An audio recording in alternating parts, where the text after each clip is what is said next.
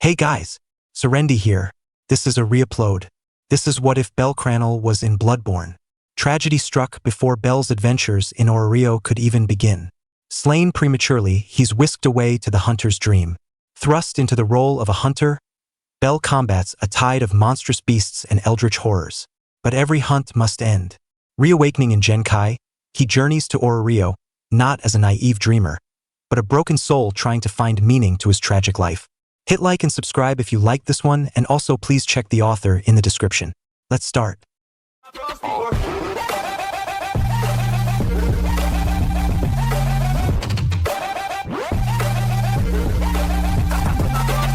Chapter 1. How could this have happened?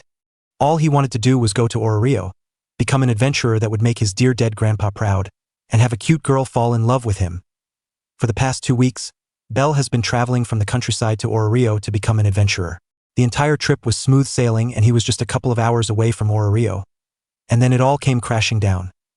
Bell was in a forest, and before he could even react, a pack of wolves swarmed him. He tried to run, but a retreating human was no match against the speed of hungry wolves hell-bent on tearing him apart. Help! Someone help me! Anybody! Please! Bell screamed frantically for anyone to help, but the only answer he received was the growls from the hungry wolves. I'm going to die. This realization made Bell tear up, and a sense of dread flowed through him. Before Bell could even close his eyes and hide from his inevitable death, he felt a sharp pain in his neck as a wolf closed the distance between him and Bell and ripped his throat out. The tale of the boy who wanted to pick up girls in a dungeon and get a harem ended before he even got to Orario. That's what should have happened. You've found yourself a hunter. Life returned to Bell as he slowly opened his eyes. Where am I? Bell, in a daze, asked as he slowly scanned his surroundings with groggy eyes. The first thing he noticed was the abundance of flowers that matched the color of his hair and a massive tree. How did I get here? Bell asked because his memory was clouded with uncertainty. However, his question was soon answered as a vivid memory flashed before his eyes. The memory of him dying as a result of being hunted by a pack of wolves. So, I really did die. Bell wept and cried his heart out as the reality of the situation crashed into him. All he wanted to do was become a hero and get a harem full of girls, and his opportunity was snuffed out before he even had the chance to act upon those dreams. After a period of time, Bell exhausted all of his tears and rose to his feet. He walked through the field of flowers and noticed an open gate. He walked through the gate, and the first thing he noticed were the gravestones that were divided into 2 sections, each diverging up 2 pathways that led to a small building that was perched up on a hill. And there was a human-sized doll that was laying at the base of the hill. Bell then walked up the man-made pathway until he was in front of the door of the building that lay on top of the hill. When he opened the door, he was greeted with what appears to be a workshop. Books were scattered across the floor. Desks and tables were next to the walls with various tools laid across them. Across the room was what appears to be an altar. Bell then noticed what appeared to be an old man sitting in a wheelchair. You must be the new hunter," the old man said with a soft voice. "A bit young to be a hunter, but that's okay. Welcome to the hunter's dream. This will be your home, for now." Hello?" Bell stuttered out nervously. The old man gave Bell a small but welcoming smile. "I am German, friend to you hunters. What is your name?" "Bell." "My name is Bell Cranel." "Well, Bell, what do you remember before you arrived here?" "I died, running away from a pack of wolves." The boy's hands tightened in frustration and sadness. "I was powerless to defend myself, and because of that, my life is over." Don't give in to despair, young hunter," German said in reassurance. "How can I not? Because you are here now, and I have a potential solution to your problem." Bell looked at German in confusion and shock. What do you mean?" "Back when you died, you somehow signed a contract that anchored you to this dream. Many hunters have gone through this horrible dream in exchange for something they desired. I believe you too will gain what you seek by fulfilling your end." Bell couldn't recall the moment he signed a contract, but he didn't care. He was desperate for any sliver of hope, so if this contract was his key towards having a second chance, he wasn't going to question it. "How do I do that?" "To escape this dreadful hunter's dream, halt the source of the spreading scourge of beasts, lest the night carry on forever." The old man then turned his wheelchair and made his way toward the door. "Come. The night is young and there is so much for you to learn." And so, Bell partook in the hunt. A hunt that nothing could have prepared him for. a hunt that would break down Bell and mold him into a new person. Chapter 2. To escape this dreadful hunter's dream, halt the source of the spreading scourge of beasts, lest the night carry on forever. As vague as Gehrman's statement was, that became Bell's mission. After putting on what Gehrman called a hunter's outfit, he prayed at a gravestone and he found himself in what appeared to be a medical room of some kind. Gone was the safety of the hunter's dream as Bell was now plunged into a completely new atmosphere. In an effort to calm himself down, Bell took a deep breath and closed his eyes. "Calm down, Bell, calm down." Gehrman said, "In order to escape this dream, I just have to slay a few beasts. Think of this as a sneak peek as to what the adventurer's life is like." Once Bell calmed down, he found a note that was right next to where he awoke. "Seek pale blood to transcend the hunt at the time." Bell didn't know what to think about the note but stored it in the back of his mind. The young boy walked down the steps of the medical room and he was immediately attacked by a monstrous beast that was quite easily the scariest thing he has ever encountered. Bell, in a panic, dropped his saw cleaver and was immediately feasted upon by the beast. That was Bell's first death and definitely would not be the last. After Bell's third attempt at trying and failing to defeat the beast, Gurnham offered to teach Bell how to properly use the saw cleaver and hunter's pistol. Bell was amazed that the crude-looking saw cleaver was actually a transformable weapon. After Gehrman's lessons, Bell became proficient with the saw cleaver and was finally able to kill the beast when he cleaved it right between the eyes. Blood and brain matter splattered Bell's face, causing him to bend over and empty his stomach acids all over the floor. When he recovered, the young hunter walked out of the medical clinic and was greeted with a metropolis with architecture that he has never seen before. After admiring the massive buildings, he spotted what appeared to be people walking around. Bell was ecstatic. He approached them with a smile on his face, happy to see another human. He was greeted with screams of fury and an axe embedded into his collarbone. Thus far, this was the most painful death Bell had experienced. Unlike the other deaths where they happened in an instant or only lasted a couple of seconds, Bell succumbed to death by drowning in his own blood. Bell tried to talk to them again but was ruthlessly attacked a second time. Bell, somewhat expecting the same response, dodged the clumsy attacks but couldn't bring himself to fight back. He was here to hunt beasts, not people. The thought of killing someone made Bell want to curl up into a ball and disappear. So instead, he desperately ran and climbed up a ladder he spotted out of the corner of his eye. Once he climbed the ladder, he spotted a lantern that gave off a strange but familiar feeling, a feeling that reminded him of the dream. Bell placed his hand on top of the lantern and was suddenly transported back to the dream. After returning to his previous destination, Bell heard the distinct sound of another person coughing and walked toward the source of the coughing. That was where he met Gilbert and found his first real clue. Gilbert told him that his best chance to end the scourge of beasts was to talk to the healing church across the bridge. Bell thanked the man and continued on his journey, and experienced his fourth death. Another madman, hiding behind a stack of boxes, ambushed Bell and plunged a rusty knife into Bell's abdomen. The blood-crazed man dragged the blade across Bell's body, causing his entrails to fall all over the floor, before kicking Bell off a ledge and plunging him to his death. After this, Bell hysterically confronted Gehrman and begged for a more thorough explanation of the hunt. His goal was to hunt beasts, not people. That was when he learned that a majority of the townsfolk went insane because of the hunt. Blinded by insanity, they attack without discrimination. After learning this, Bell was still hesitant to kill them but was finally convinced when Gehrman stated there was nothing else he could do but put them to rest. And that's what he did the next time he encountered the madman. The shock Bell experienced from actually killing a person caused him to collapse to the ground and hyperventilate. He just murdered a person. The only thing that prevented Bell from falling into the pits of despair was Gehrman's words. They are too far gone. Killing them is an act of mercy. You are doing them a favor. After recovering from his mental breakdown, Bell continued on his hunt. He soon encountered Eileen the Crow, who looked like the embodiment of death itself. She wore a cape of feathers reminiscent of a crow and a large wooden mask with a massive beak at the front. Although she was terrifying to say the least, she was actually a kind but cautious person. She noticed that Bell was an outsider and new to the hunt, so she offered to train Bell, which he enthusiastically accepted. The training was brutal and agonizing. Eileen held nothing back and sparred with Bell as if it was a fight to the death. Her blades of mercy were unforgiving as the blades sliced into Bell's skin. Eileen noticed that although Bell knew how to use the saw cleaver, his instincts were inconsistent and his movements were clumsy. The young boy before her screamed, "Newbie." After multiple spars, Eileen was satisfied and sent Bell on his merry way, who thanked her profusely. With Gehrman's training and Eileen's death matches, Bell felt competent enough that he actually felt like a hunter until he met his end at the hands of an abomination located on the Great Bridge.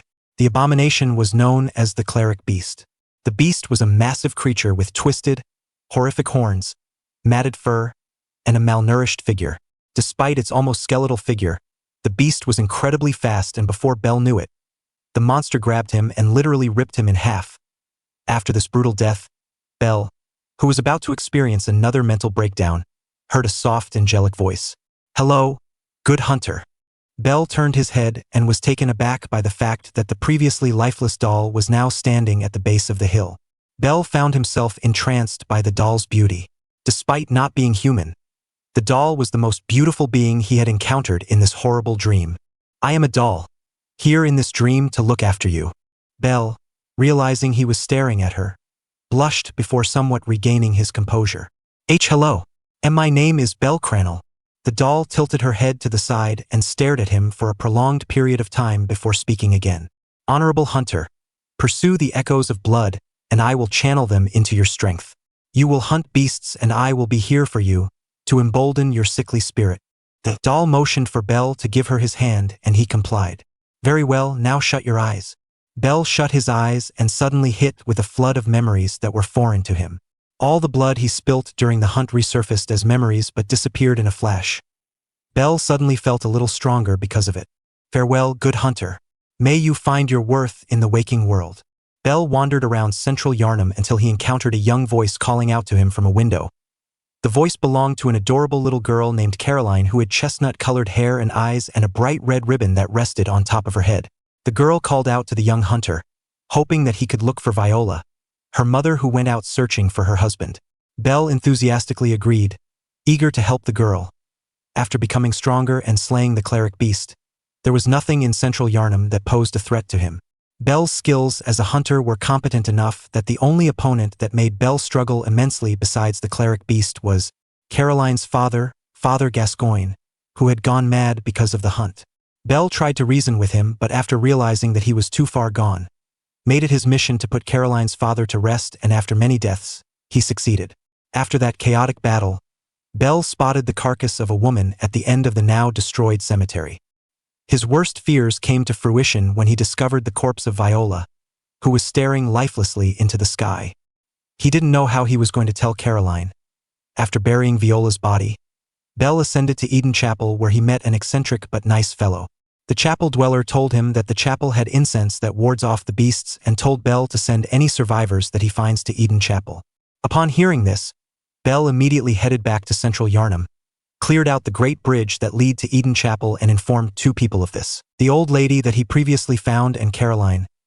Bell decided he would tell Caroline the fate of her parents once they made it to Eden Chapel. When he told Caroline of the safe haven, she said something to Bell that he would never forget. "Yes, okay. Thank you very much, Mr. Hunter. I love you almost as much as Mum, Dad, and Granddad." Bell, hearing this, felt a surge of joy flow through him and tears of happiness went down his cheeks. "And Mr. Hunter, why are you crying? Are you all right? If it was because of what I said, I am very sorry. No, please don't apologize. I'm crying because what you said made me feel extremely happy," Bell said with his first smile since he was brought to this horrible dream. Other than Gilbert, every single civilian who hasn't lost their mind yet didn't want anything to do with Bell. Some insulted him because he was an outsider, while others even wished death upon him, so hearing the little girl's kind words was amazing and refreshing. The little girl smiled back at Bell. "I'm glad what I said makes you feel that way, because it is nothing but the truth. Oh, I know. You're almost like family to me now, so you can be my big brother." Bell let out a chuckle. "Sure, that sounds great. I can take you to Eden Chapel right now.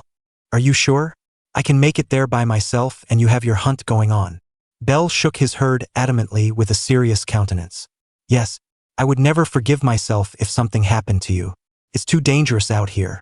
After a couple of seconds, Caroline nodded her head. "Okay, good hunter, I'll be right out." After a couple of minutes, the little girl crawled out of the now open window. Bell smiled at her and held out his hand. "All right, before we go, I want you to hold my hand and never let go, okay? I need to know where you are at all times." "Okay, Mr. Hunter." As the two made their way towards the bridge, Bell, for the first time since entering the dream, felt a semblance of peace. He couldn't help it. The cheerfulness of the girl was contagious to the point that Bell had a smile on his face the entire time. Although he knew the girl's cheerfulness was going to disappear once they arrived at Eden Chapel, he would relish in this temporary state of happiness. However, that temporary state came crashing down when they arrived at the bridge. Bell's eyes widened in horror as he spotted a mob of beasts sprinting their way towards Bell and Caroline. I made sure to completely clear the bridge. How? How could this have happened? Although Bell was skilled with the saw cleaver, he wasn't confident he could take on the beasts and protect her at the same time. Bell, out of the corner of his eye, spotted a ladder that led down into the sewers and instructed the girl to go down the ladder. A mistake that he would regret for the rest of his life. After decapitating the last beast, Bell slid down the ladder and frantically called out Caroline's name. What responded to Bell was not the little girl's pleasant voice, but a loud oink. Bell's heart was hammering in his chest as he slowly turned his head toward the source of the sound, where spotted a massive pig that rivaled the sizes of beasts he had previously killed. No, please God no, Bell whispered in trepidation as soon as he noticed that the pig was chewing on something. His worst nightmare was confirmed when the pig spat out a familiar red ribbon. The world around Bell started to collapse as he focused on the bloody red ribbon with a pale face and mouth agape. This was his fault. He didn't thoroughly clear the sewer, and because of that, a poor innocent girl suffered what was most likely a prolonged brutal death. However, an idea surfaced in his head that he couldn't help but cling to. Every time he died, all the beasts he killed never failed to respawn. Could this apply to the girl too? Bell, in his desperation to rectify his mistake, dragged the saw cleaver across his neck with no hesitation. Unfortunately, Bell's efforts were in vain because once he respawned and made his way back to the sewer, all he saw was the same red ribbon on the ground next to the monstrous pig. Bell, for the first time in his life, felt pure, unadulterated rage towards another living creature and leapt at the pig with a ferocity reminiscent of the same beasts he praised. Pawn. The screams and squeals of the pig was music to Bell's ears as he hacked and slashed. Bell finally stopped when the pig was no longer recognizable, looking like thick red paste that littered the sewer floor. But that wasn't enough for Bell.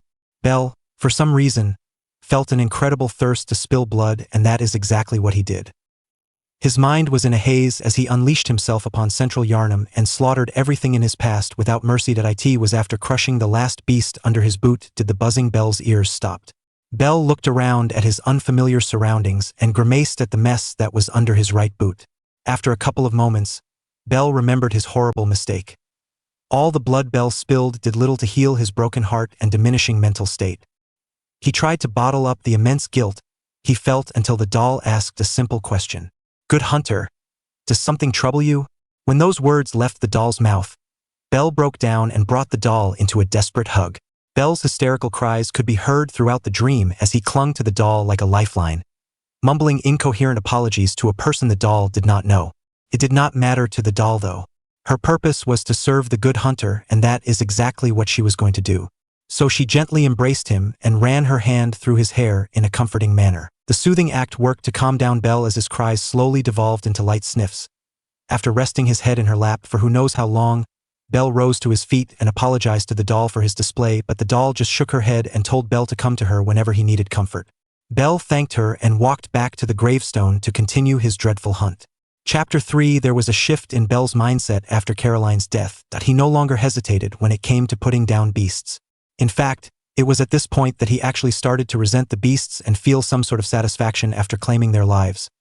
Following Gilbert's recommendation, Bell spawned back in Eden Chapel and set out in search of the healing church.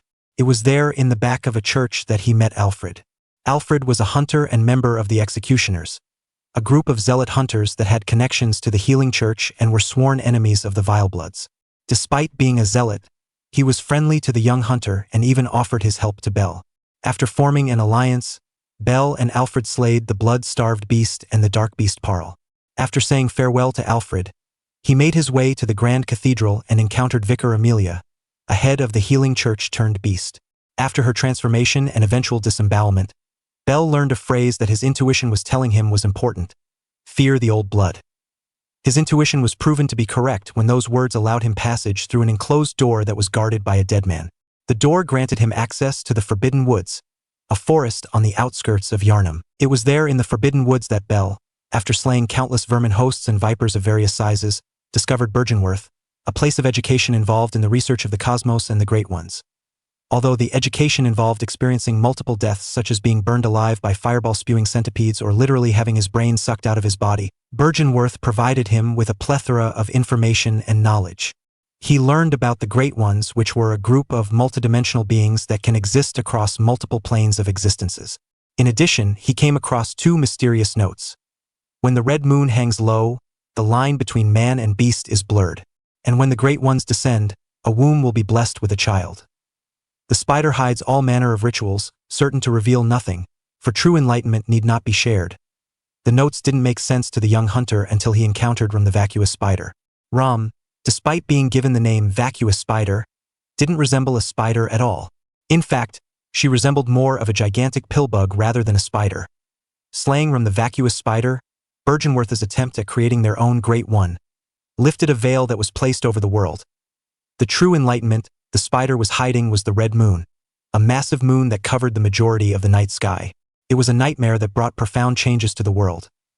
The beasts became more savage, the citizens that were still sane succumbed to beasthood or madness, previously invisible less amygdala now visible to the world, the subtle but never-ending sound of a baby crying that nearly drove the young hunter mad. Although he still had Gehrman, the doll, and the occasional fellow hunter, Bell never felt so alone in his entire life. But perhaps the most profound change the red moon brought were what Bell eventually referred to as invaders. Random times throughout the hunt, he would hear a sinister bell echo in his surroundings, signaling to him that a hunter drunk on blood has invaded his world where a game of cat and mouse commenced. Each encounter with an invader was different because every invader was unique in their own way. They used different weapons, had different fighting styles, different levels of experience, and different strengths and weaknesses. Although these fights were always the most unpredictable, they thoroughly increased Bell's skills as a hunter as he was able to test out various weapons, different tactics, and a plethora of hunter tools he had collected throughout his journey as a hunter. Nightmarish rituals crave a newborn.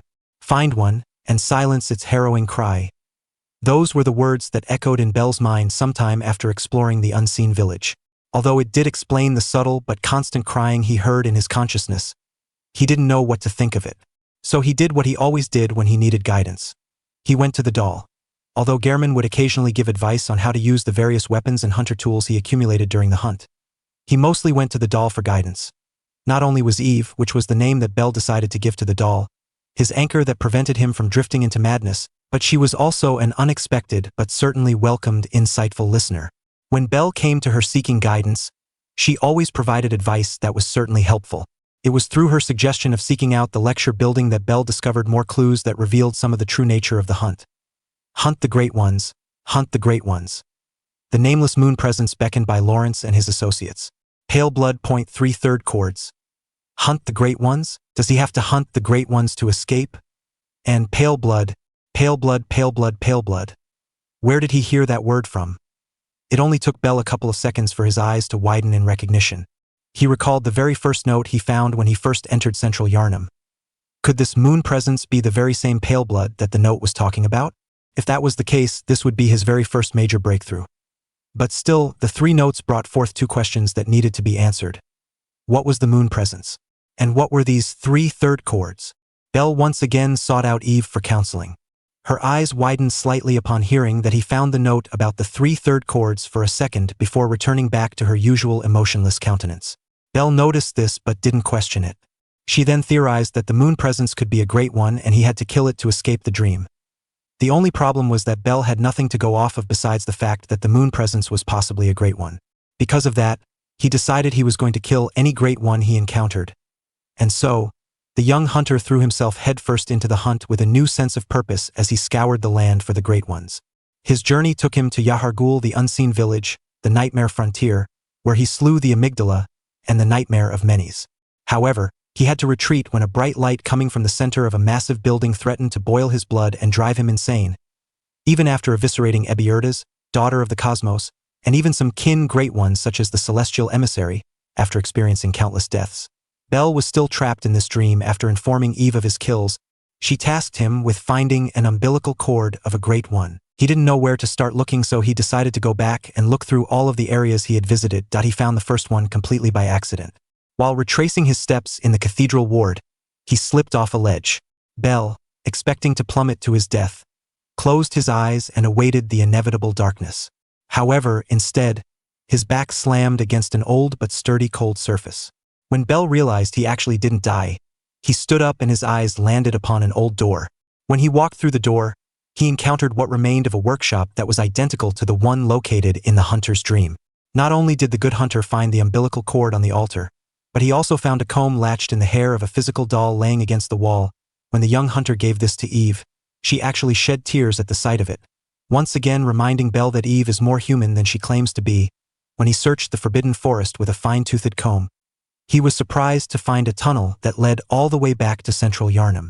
It was there that he found another entrance to the very same medical clinic he spawned in all of those presumed to be years ago. Because there was never a time when the sun rose, the concept of time was non-existent.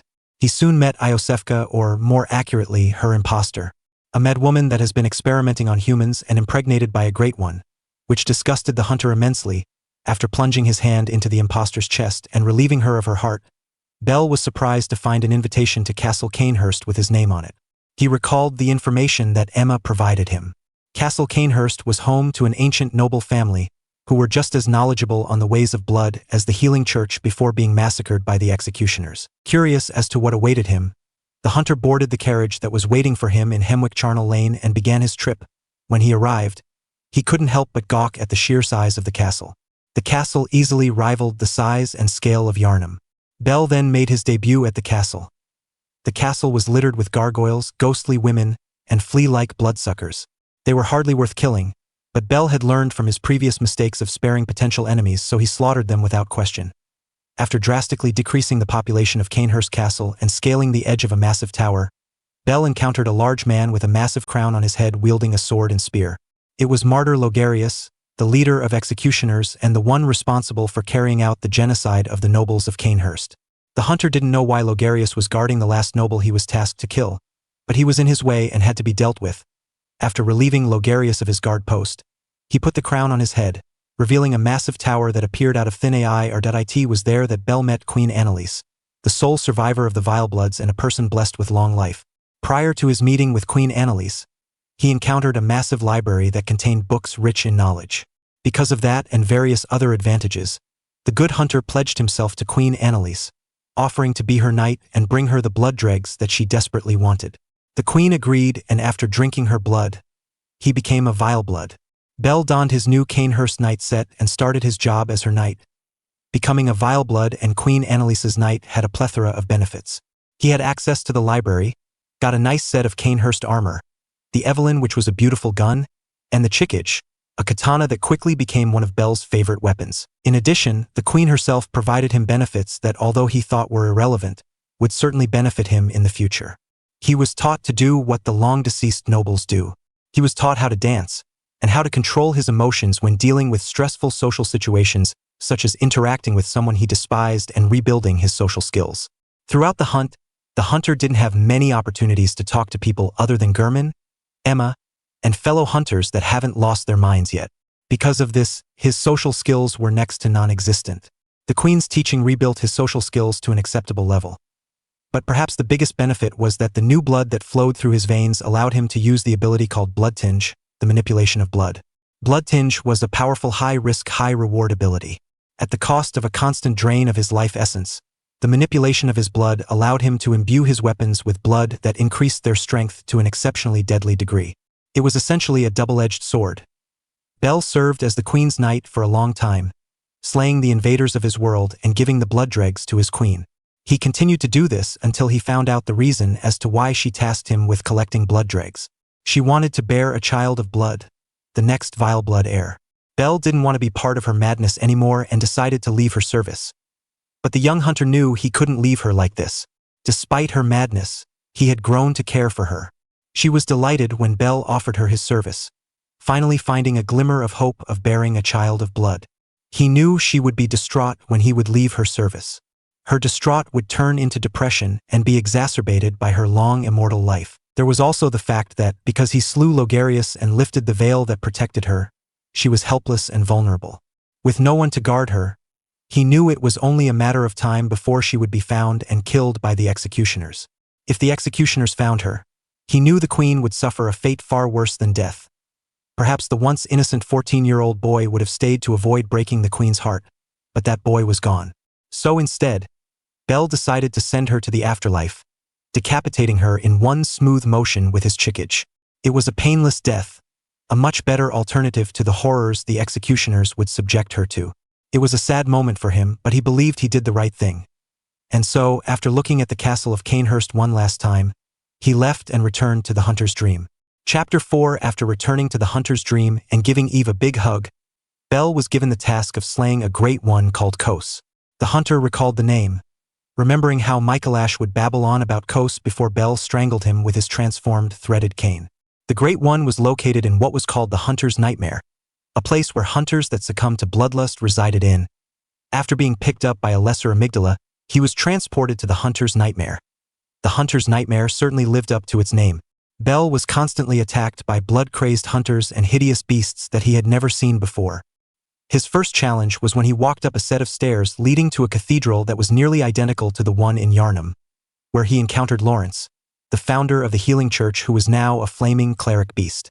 It was certainly a tough battle that resulted in Bell nearly burning to death by the molten magma that leaked out of the flaming cleric beast.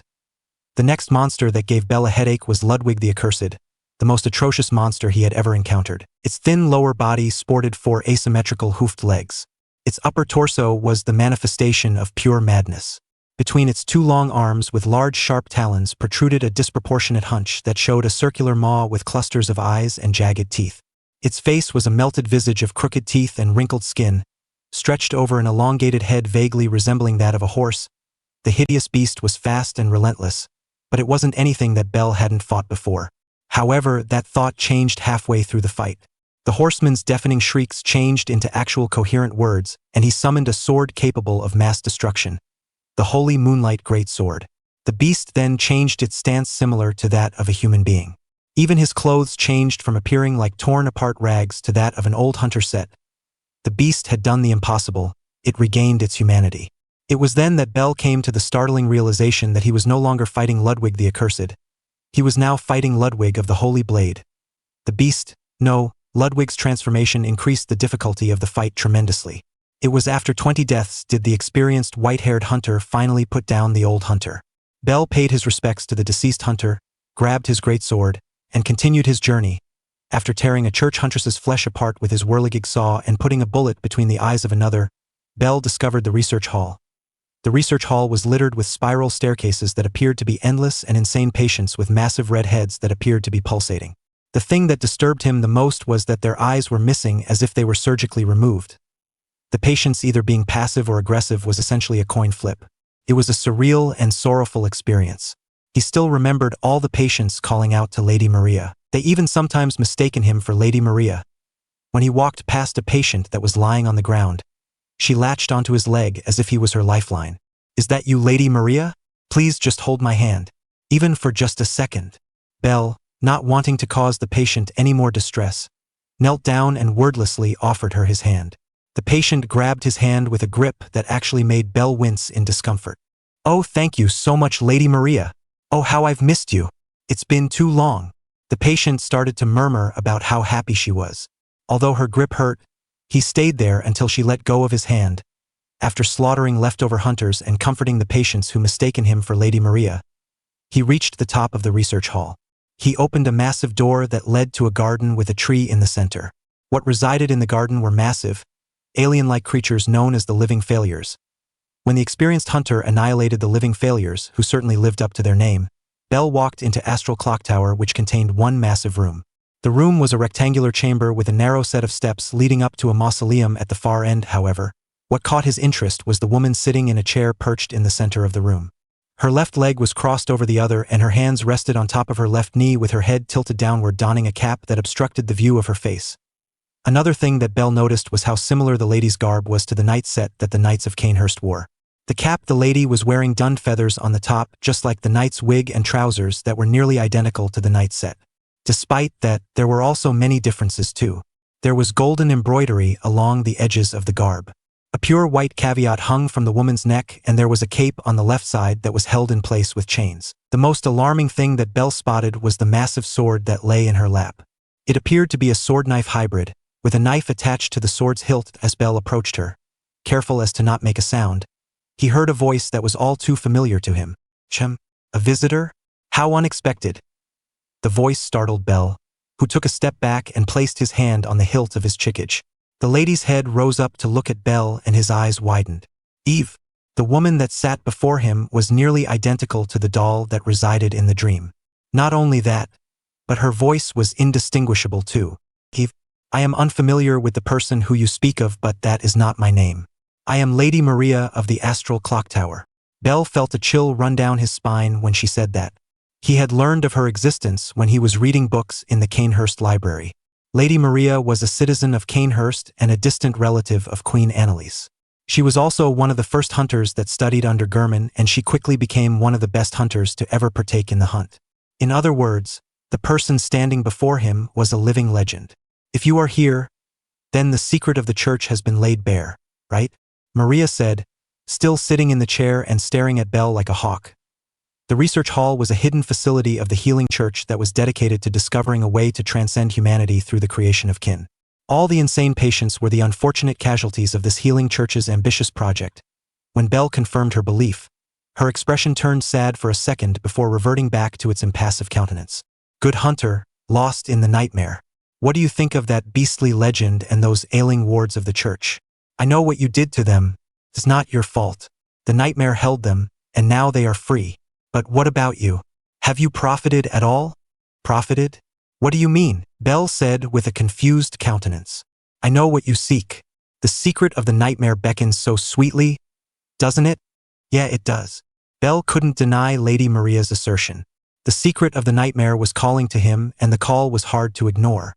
He had to find out what it was. I thought as much. Do you wish to tease some more from the depths of this nightmare? Even if it means my murder, Maria said as she stood up from her chair. A murder. Bell started to slowly back up. Yes, I know you are connected to the dream, cursed with immortality. It is only a matter of time before you best me. However, there is one thing I can promise you. A loud pang echoed throughout the room as Lady Maria gracefully separated the sword from the knife, holding the sword in her right hand and the knife in her left hand. A feeling of apprehension flowed through Bell as he stared into Maria's eyes. It will take a long time. Lady Maria wasn't lying when she said that, because she certainly lived up to her reputation as being one of the most skilled hunters ever known. Although Bell was well versed in the various weapons he collected throughout the hunt, ranging from the saw cleaver to even eccentric weapons such as the amygdala's arm, he prided himself in his skill with the sword. His pride was shattered because after dueling Lady Maria a couple of times, he realized he was hopelessly and hilariously outmatched. Not only was Lady Maria proficient in the use of blood tinge, but her skill with a blade was also unmatched. Her level of swordplay was so beautiful that Bell actually died from admiring it.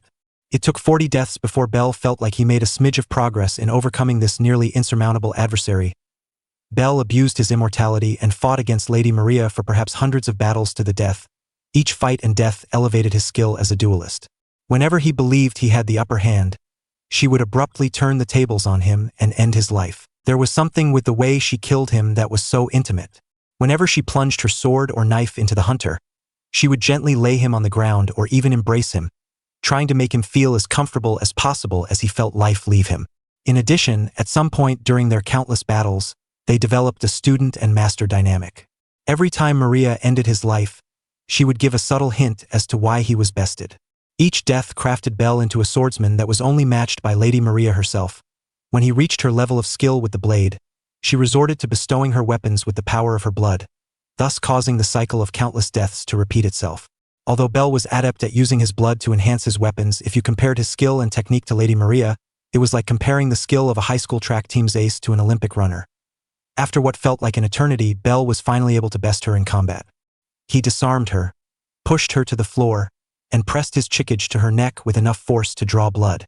Lady Maria, accepting that the student finally surpassed the master, closed her eyes and waited for her death. When a couple of seconds passed and nothing happened, Maria opened her eyes and looked at Bell, who appeared to be in a trance. What's wrong, my hunter? Don't you desire to discover the secret of the hunter's nightmare? I don't want to. There was some force that was preventing Bell from plunging his sword into her neck. He couldn't bring himself to kill Maria. Whenever the thought popped into his head, Maria's clothes morphed into the clothes the doll wore. Lady Maria raised her eyebrow at her statement. Does the secret not beckon your interest anymore? No, not anymore. Discovering the secret of the hunter's nightmare and killing the Great One Kos was not worth claiming her life. Bell couldn't stomach the thought of one of his masters dying again. The training he had with Lady Maria elevated his skill to a level that was unmatched by any other hunter. As a way to thank her, he decided to abandon his quest of discovering the nightmare's secret. Oh really? Well, that's a relief. Now you can leave this nightmare. Although she still had an expressionless face that was identical to the doll, he could tell she was immensely grateful. The amount of determination she had to prevent Bell from discovering the secret was evident through her use of blood. Although she was of Canehurst origin and had the ability to manipulate blood, she detested the ability and chose to hone her skill with the blade. The fact that she was willing to go that far in preventing Bell from advancing speaks volumes of how much she wanted to hide the secret of the nightmare. Bell held out a hand to help her up, which she accepted and lifted her up. When she was back on her feet, Bell put his left hand below his right shoulder, stretched his right arm to the side, and bowed. Thank you for the training. When Bell turned around to leave the astral clock tower, a voice called out to him, "Good hunter." Bell turned around to see Lady Maria holding out the rakuyo, the sword that has claimed his life so many times. Take this as your parting prize. Let it serve you well and return to the hunt, good hunter. The white-haired hunter gratefully took the blade. When he took the blade, Lady Maria nodded her head. Good hunting, Bell Cranel. After saying farewell, Lady Maria walked back to the chair she was previously sitting in. Bell bowed to her one last time and walked out of the astral clock tower as Bell walked to a lantern to return to the hunter's dream.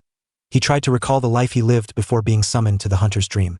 As the albino immersed himself in the hunt, it slowly became harder and harder to recall his life. This terrified him. He feared that if he somehow managed to escape this horrible dream, he would have completely forgotten who he once was. When he brought up this concern to Eva, she suggested writing everything that he remembered in the various books that littered the workshop. Although he was grateful for this suggestion, it did little to prevent the memories from leaving his hippocampus. It started with minuscule memories such as forgetting the name of the village he lived in or the names of the girls that chased and teased him. It was when he tried and failed to recall the face of his grandfather he realized how far gone he was. All Bell could remember was the general shape of his grandfather, and even that was blurry. How long has it been since he last had breakfast or shared a laugh with his grandfather? If his memories of his grandfather were going to disappear, Bell resolved to do one thing for him. Become a hero that would make him proud. He tried to fulfill this goal. Bell would help whatever sane people he encountered and send them to Eden Chapel. There weren't many. The number of citizens that were still sane could be counted on one hand. But saving these people would make him a hero, right? It was going great. The chapel dweller was happy with the number of people he sent there, and everyone was in good spirits. It fell apart when the red moon rose into the sky. When Bell returned to Eden Chapel after slaying Rom, he was greeted with a horrific sight. Ariana, the prostitute he found in the cathedral ward, had her belly split open with her entrails all over the concrete floor. The chapel dweller was curled up in a ball, babbling to himself. Bell heard giggling outside of the chapel and he walked toward the source of the sound. As Bell made his way out to the graveyard, he spotted the body of the old woman he found at Central Yarnum and Adela the nun. Adela was giggling to herself hysterically as she repeatedly drove her knife into the old lady's stomach. When she noticed the white-haired hunter's presence, she lunged at Bell, knife held high with a mad grin on her face.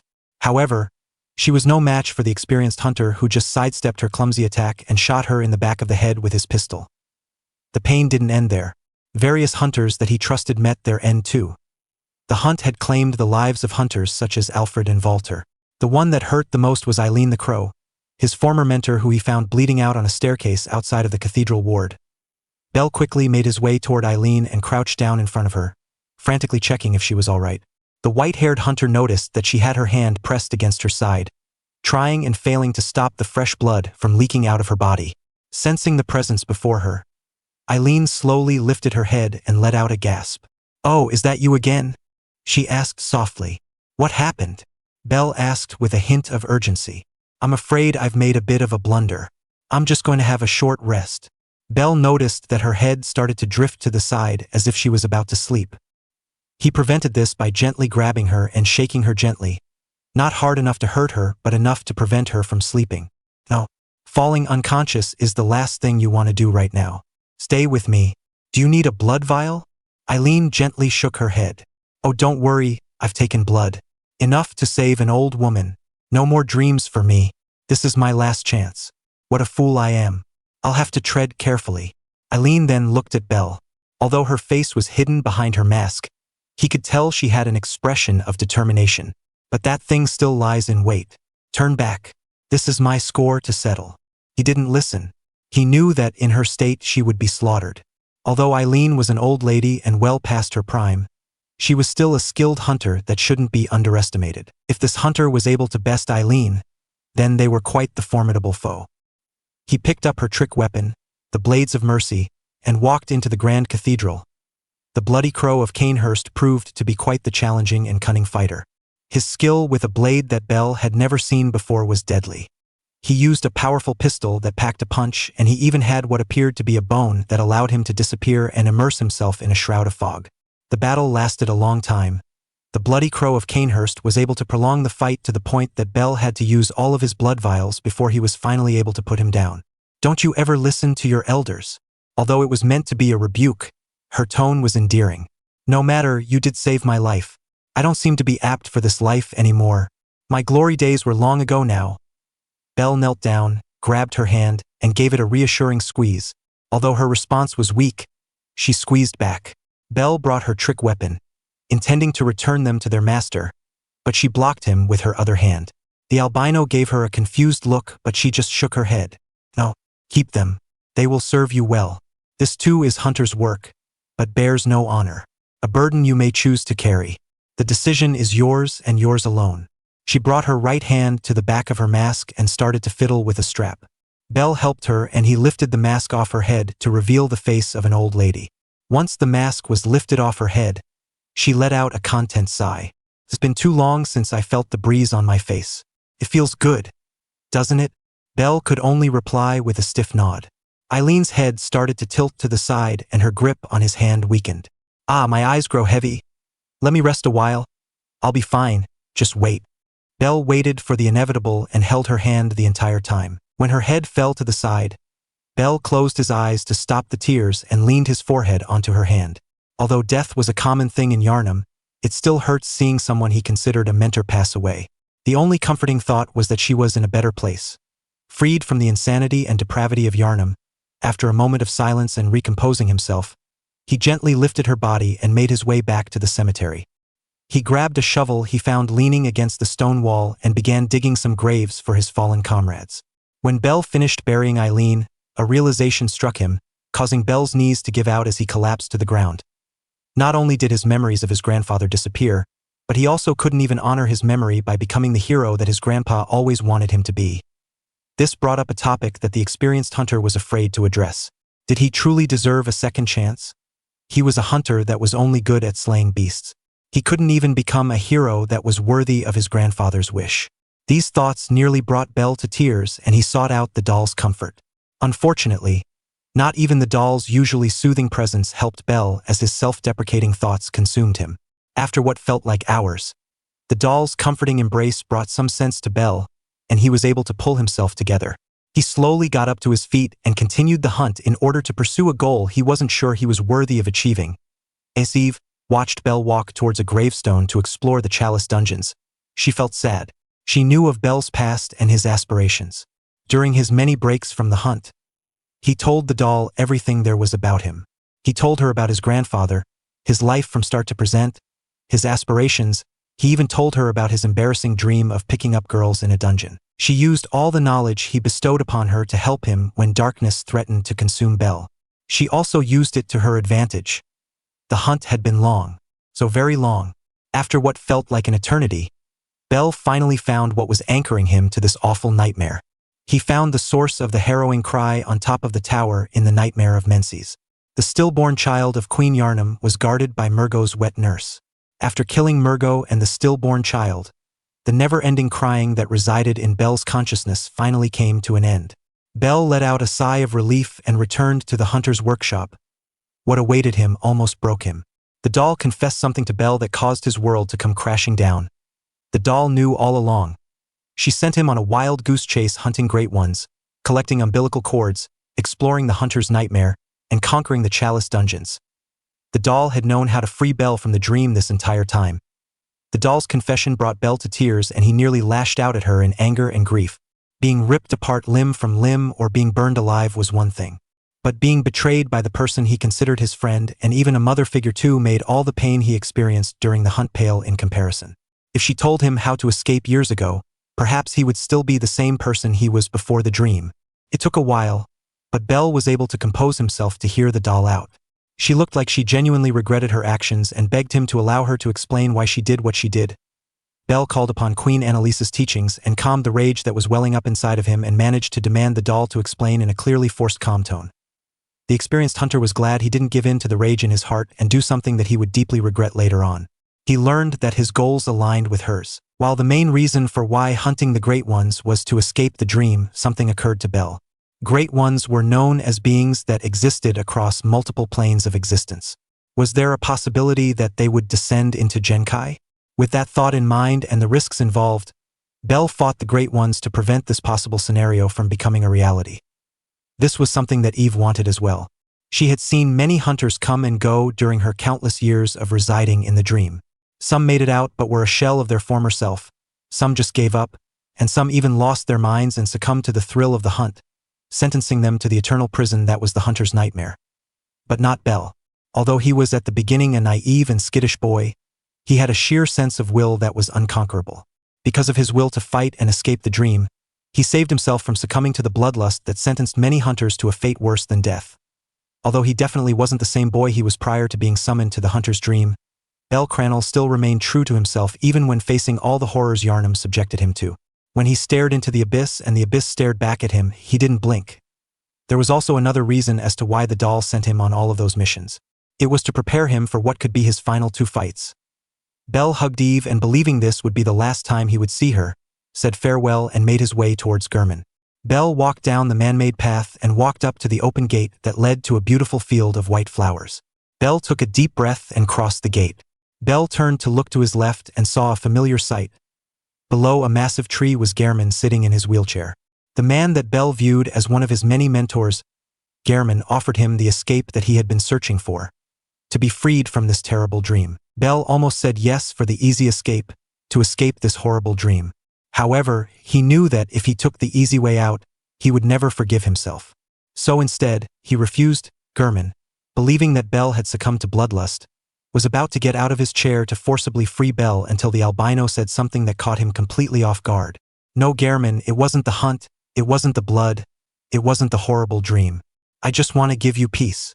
Throughout his many visits to the hunter's dream, Bell would occasionally hear Gehrman mumbling in his sleep, crying out to Wilhelm or Lawrence saying he wanted to be free from the dream.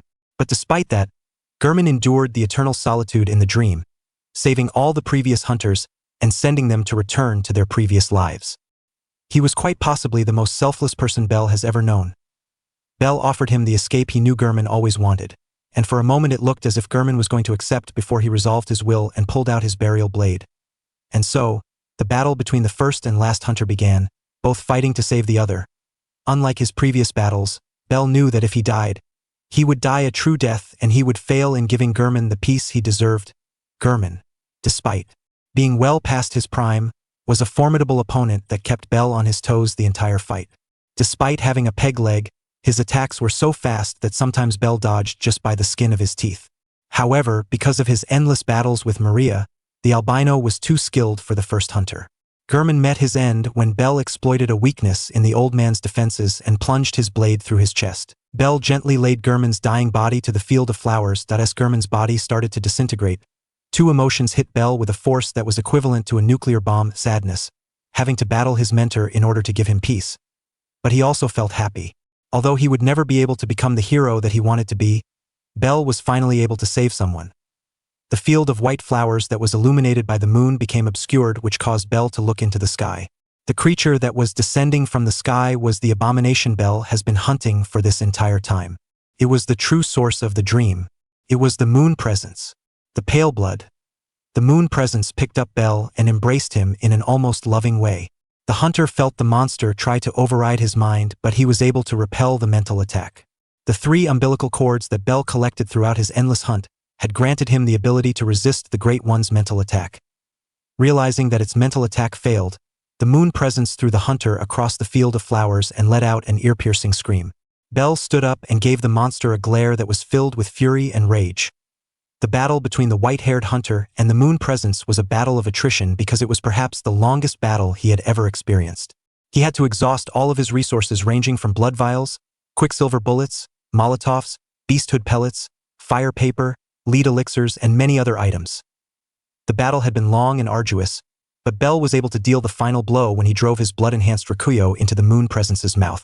However, the final blow came at a cost as the monster was able to drive one of its claws into Bell's abdomen. When the monster disintegrated, Bell collapsed to the ground, the very same spot he had awoken an eternity ago as Bell lay on the ground, bleeding out and feeling his body go cold. He felt at peace. Whether he returns to Genkai or is granted eternal rest, he did not care. He was finally able to escape this nightmare. His eyes started to feel heavy, his world began to spin, and it suddenly became harder to breathe. Bell welcomed the darkness with a gentle smile. Chapter 5, Month 1, Day 1. The first thing that Bell felt was a warm sensation on his face. Bell's groggy eyes slowly opened and he was greeted by a blue sky with white clouds. After just staring and processing the fact that the sky wasn't black or red, the albino slowly sat up and looked down to see that a claw was no longer embedded into his abdomen. "So I'm still alive," Bell muttered as he looked over his clothes, noticing that he still had his hunter's set on. He raised his right hand and to his reassurance, his trusty Rakuyo was still in his grasp. His lips twitched upward before they fell back to an impassive countenance. The hunter then realized that instead of sitting in a field of flowers, he was sitting on a field of grass. "Where am I?"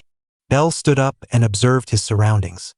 He was in what appeared to be a forest with massive trees as far as he could see. Bell was going to turn around, but his foot bumped into something. He looked down and noticed it was a leather backpack with all of its contents spilled all over the grass. The albino was suddenly hit with a strong sense of déjà vu. "Have I been here before?" Bell then heard a rustle in a bush and he was immediately on guard. His instincts kicked in as an all-familiar feeling consumed him. It was the feeling he experienced every time an invader forced their way into his world. He was being hunted. The rustling turned into trotting footsteps that were descending upon him and Bell reacted. The hunter turned around, detached the knife from the Rakuyo in a millisecond, and slashed both in an upward motion, decapitating the wolf. Before the head or even the body of the now deceased wolf could even hit the ground, Bell already closed the distance between him and the second mutt and slashed it with a vertical swing, splitting the wolf in half from the head to the tail.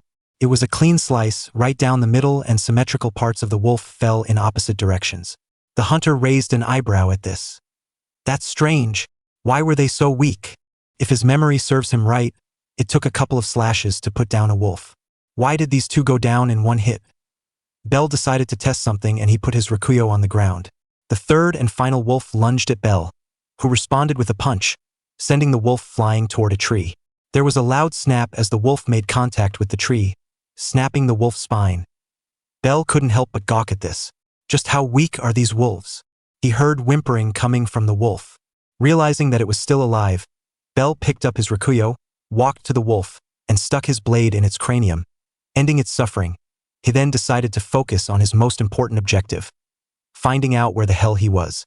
He decided the best way to answer this was to go through the leather backpack that laid a couple feet away from him. Bell walked back to the leather backpack and crouched down to look over the spilt contents. There appeared to be some form of currency, a multitude of books, and a plethora of other items. There were 3 items that caught his eye. The first was a painting of some elderly gentleman. The old man had a bright smile on his face and wore a white shirt with blue overalls.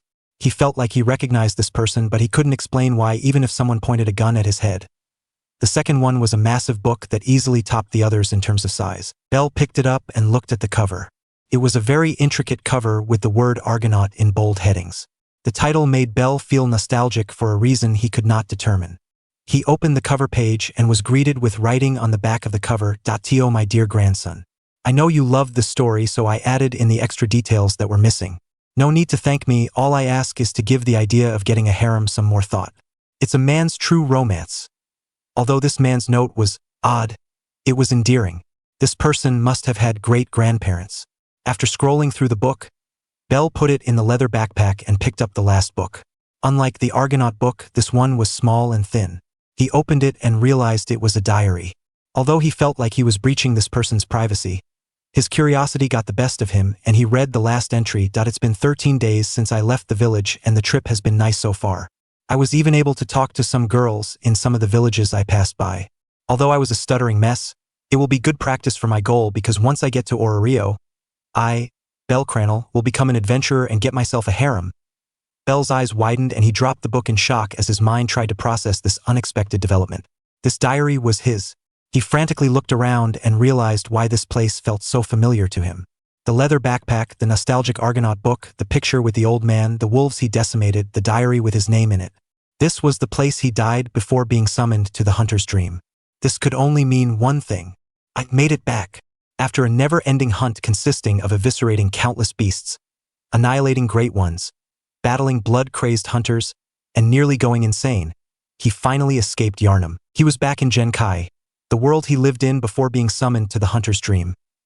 Bell expected to feel ecstatic or overjoyed at this, but for some reason he felt nothing. He didn't cry tears of happiness or jump in joy. He recalled thinking that either coming back or finally dying were both good alternatives to staying in Yharnam. But was he lying to himself then? Was perhaps being granted eternal rest what he really wanted? No. Bell slapped himself in the face in an effort to get rid of those unpleasant thoughts. Although he wasn't sure if he deserved a second chance, he wasn't going to waste it. His grandfather wouldn't want him to think like this. Speaking of his grandfather, Bell looked down to the painting of the old man. No, his grandfather. Bell's feelings of emptiness were replaced with pure joy as he stared at the painting of his grandfather. Back in the dream, he was devastated when he realized he couldn't even remember his grandfather's face, but now he can rectify that. Bell didn't know he was tearing up until a droplet of water landed on the painting. He hastily wiped the tear off, not wanting to damage the one thing that reminded Bell what his grandfather looked like. After staring at the painting for who knows how long, Bell delicately folded it and carefully placed it into the backpack. As soon as he put the painting in his backpack, bleak thoughts came back in full force. The sense of loneliness Bell was experiencing was overwhelming. Although Yharnam subjected him to horrors that would break any normal man, he still had a support system that rarely failed him. Whenever he felt like he was going to crumble under the pressure of the endless hunt, Eve always rebuilt him from the ground up. But now, he was completely and utterly alone. No person he could confide in during his darkest moments. He dearly missed Eve.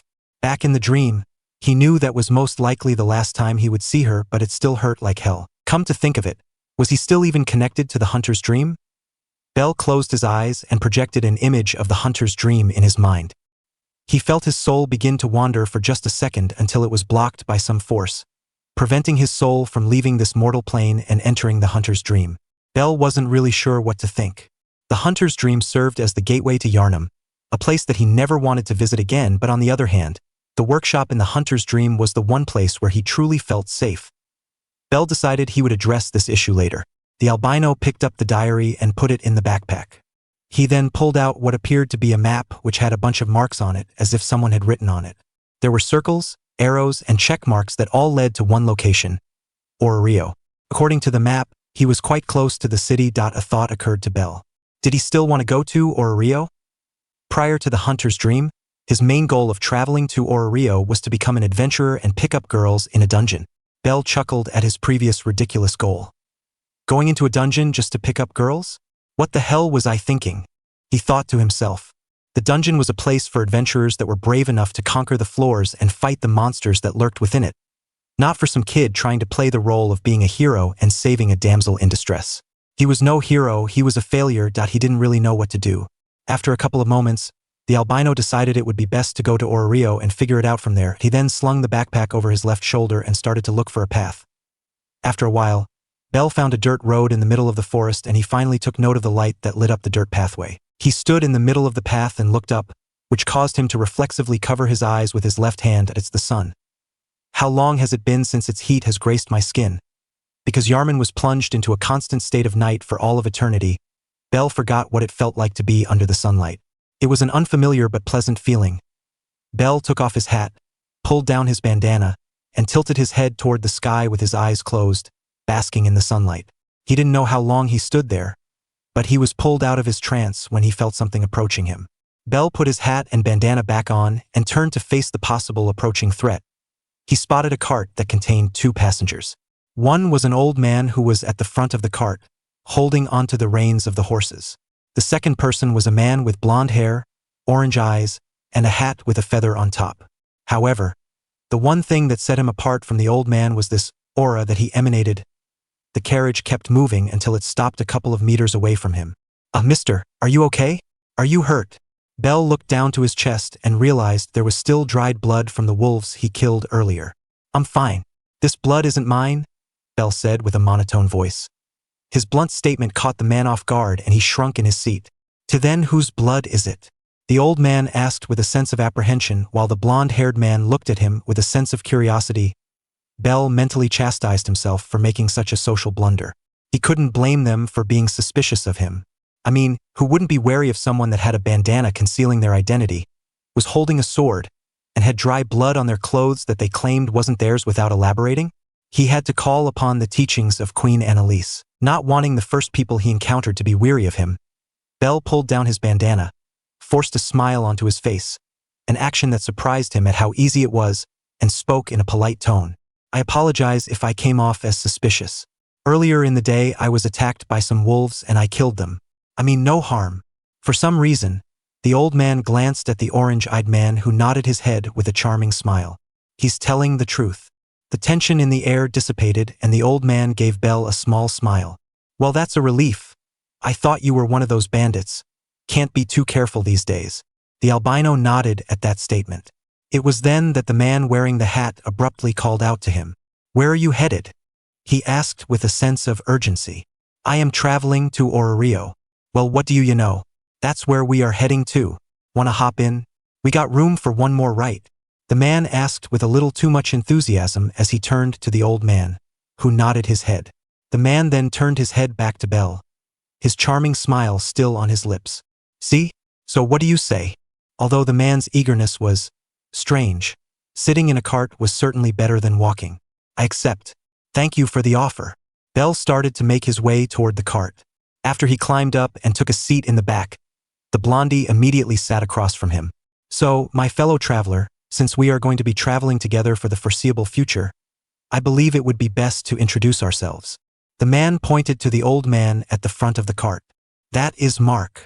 Hey, the older man said with a faint smile before redirecting his gaze to the road in front of them. The hat-wearing blondie then turned his attention back to Bell. And I am Hermes, the man said while tipping his hat toward the albino. May I ask what your name is? It was then that Bell realized he never introduced himself. Forgive me. Bell stood up, took off his hat, and gave Hermes a little bow. My name is Bell Cranel, just a hunter making his way to Orario. Pleasure to make your acquaintance. The man before him gave him a friendly smile and held out his hand, which Bell took and gave a firm shake. Unbeknownst to him, Hermes' mind was going wild. Prior to this unexpected meeting, Hermes had received a letter from Zeus stating to expect Bell sometime in the near future and his general appearance. He's a kid with white hair and red eyes. You can't miss him.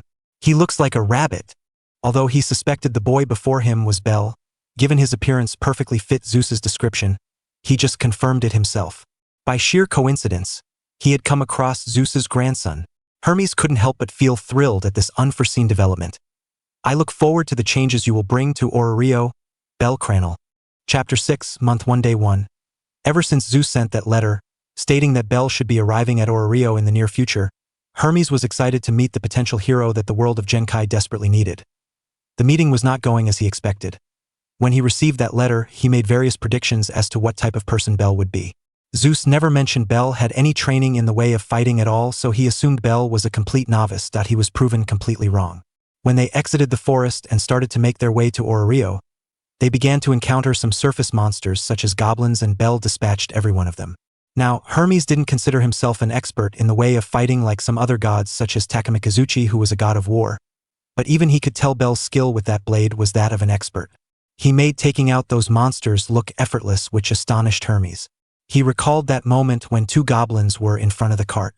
The young albino jumped out of the cart and gracefully landed in front of them. He then plunged his sword between the eyes of one goblin and grabbed the other goblin's head and slammed it to the ground, causing the goblin's head to explode into a million pieces. Hermes' jaw dropped at this. Surface-level enemies were not easy for someone without a fauna to kill, but Bell made it look easy. He recalled Zeus never gave him his fauna and Bell even confirmed it himself, so how was he this strong? There were also many other aspects that debunked Hermes' prediction. There was the weapon he used, which appeared to be a sword-knife hybrid, truly one of a kind. The weapon also looked beautifully crafted and expensive, most likely rivaling first-class weapons wielded by first-class adventurers. There was his outfit, which was quite a unique outfit, one that he had never seen before. He also called himself a hunter. All of this made Hermes' curiosity skyrocket. Another prediction was that because he lived in a small remote village in the countryside where everyone knew one another, he expected Bell to be shy towards strangers, that he was once again proven wrong. He was by no means a social butterfly, but Bell engaged in Hermes' conversation with little hesitation. He spoke with a formal tone that slightly reminded Hermes of nobility, something that a sheltered country kid should not be capable of. After Hermes' countless questions, Bell started asking questions of his own. "Lord Hermes, would you mind if I asked you some questions?" "No, of course not. Ask away," Hermes said with an excited tone. Intrigued at what Bell was going to ask him, Bell's first question left Hermes completely surprised. "Lord Hermes, I have been wondering about this for quite a while. May I ask, what is that aura that emanates from you?" The question was so unexpected and preposterous that even Mark turned his head to give Bell a confused look. Hermes was perplexed by this. Every mortal knows that a god or goddess emanates an aura, so why didn't Bell know? Hermes smiled and gestured to himself. "Well, that's because I am a god." The atmosphere became tense. Bell's demeanor immediately changed when those words left Hermes' lips. He straightened himself, his fists tightened. His eyes became cold and his gaze turned razor-sharp. "Is that so?" The change in demeanor caught Hermes completely off guard, though he did hide it quite well. As a cunning and intelligent trickster god, Hermes was a master at acting and was able to hide his discomfort, unlike Mark, who visibly shuddered at the tension in the air. However, just as quickly as the atmosphere became tense, it dissipated when Bell's demeanor changed into a relaxed but guarded one. He leaned back in his seat but still kept his eyes firmly locked onto Hermes. "I have some more questions if you don't mind me asking." Hermes responded with a nod. The albino then proceeded to ask many questions about a variety of things. The two questions that bewildered were what the gods and goddesses were doing in Orario and what was Falna. Hermes was confused by this question because the reason as to why the gods and goddesses descended from the heavens was common knowledge. As for the second question, Bell should have already known the answer if he was traveling to Orario. A major reason why people travel to Orario is to gain a god's Falna and become an adventurer. Even if that weren't the case, Orario is well known throughout the world because of the dungeon and the various adventurers that enter it. Despite that, Hermes answered all of his questions and Bell barraged him with more questions such as what types of families there were, which ones were the most powerful, and many other things. Once Bell seemed satisfied, Hermes decided to shoot his shot. "You know, the Hermes Familia is always looking for new members. If you want to join my Familia, just say the word and I'll give you my Falna," Hermes said with a cheerful voice as he leaned forward. "I'm flattered by your offer, but I'm afraid I'm going to have to reject it," Bell responded in an instant. Hermes felt a little sad at how fast he rejected his offer, but he didn't think much of it. "Oh well, it was worth a shot." Hermes leaned back and just shrugged. "Well, if you ever change your mind, feel free to come back to me." Bell only responded with a nod before turning his head to observe the landscape, effectively closing any attempt at conversation. Hermes didn't think much of this, and the rest of the trip was spent in relative silence. It was late afternoon by the time they arrived at Orario. Although the architecture wasn't as impressive as Yarnum, it was still quite the sight. The massive wall that surrounded the entire city gave off the impression that it was a prison, which it kind of was for the adventurers. From what Hermes told him, it was super easy to enter the city, but it was incredibly difficult to leave, especially if you were a high-level adventurer. There was also the massive tower that pierced the sky. Hermes said that it was called the Tower of Babel, which was responsible for preventing the monsters in the dungeon from reaching the surface. Speaking of Hermes, Bell looked at Hermes from his peripheral vision and noticed that said god was staring at him as if he was the most interesting thing in the world. When he noticed the man had an aura emanating from him, he suspected that he was a god, but Bell didn't want to jump to conclusions. Ever since Hermes confirmed Bell's suspicions, he had kept his guard up around Hermes. He could tell that Hermes was vastly different from the great ones that he killed in the past, but he just couldn't help it. After getting through the gate and saying farewell to Mark, Bell's stomach growled loudly. He was confused by this, but then the realization hit him with the force of a speeding boulder. "I'm hungry. I'm actually hungry." Back in the dream, he never needed to sit down and consume food, so it's safe to say it's been a long time since he had a meal. Hermes looked at Bell with a smirk on his face. "Sounds like you're hungry. Oh, I know just the right place." We should go and get some food. We, Bell said with narrowed eyes. Yep. Hermes nodded enthusiastically. It's called the Hostess of Fertility. It's a really good place to dash, Hermes-sama. Oh no, Hermes muttered under his breath before he turned around with his trademark smile to address the woman standing behind him. The woman had cyan-colored eyes and aqua-blue hair. Asfai-chan. My new friend and I were about to get some food. Want to join us? Asfai shook her head and let out a tired sigh before addressing Hermes. We don't have time for that, Hermes-sama. Do you know how much work you left me to do before going on your little trip? See, come on, how Asfai-chan, it wasn't that much. Hermes refuted with a nervous tone. Hermes-sama. The pile of paperwork has literally reached the ceiling of your office. We're going now. Asfai grabbed the collar of Hermes' shirt and proceeded to drag him away. No, please don't. Hermes started to scream before he turned to Bell with pleading eyes. Bell, please help me. Bell looked at Hermes with a smirk before looking at Asfai. Miss Asfai. Asfai stopped and looked at Bell with a raised eyebrow. Before you and Hermes do your paperwork, could you tell me how to get to this hostess of fertility? Just follow this road. Asfai pointed to a road littered with buildings and vendors. Just keep walking straight and you will eventually find it on your right. You have my thanks, Miss Asfai. She nodded her head before looking down at Hermes. We're leaving. You traitor. Bell watched in amusement as Asfai dragged a distraught Hermes down the road. He was thankful for Asfai's intervention. Although his conversation with Hermes gave him some valuable information, talking to him was exhausting. Once they were out of sight, Bell's smile disappeared and he started walking down the road Asfai mentioned. As he walked down the road, the hunter analyzed every single detail, ranging from the people he walked past to the architecture of the buildings. He was taken aback by how diverse Orario was. There were multiple races. There were of course the humans, little people, humans with pointy ears, dark-skinned females wearing provocative clothing, and beast folk. Bell tensed up when he encountered his first beast folk.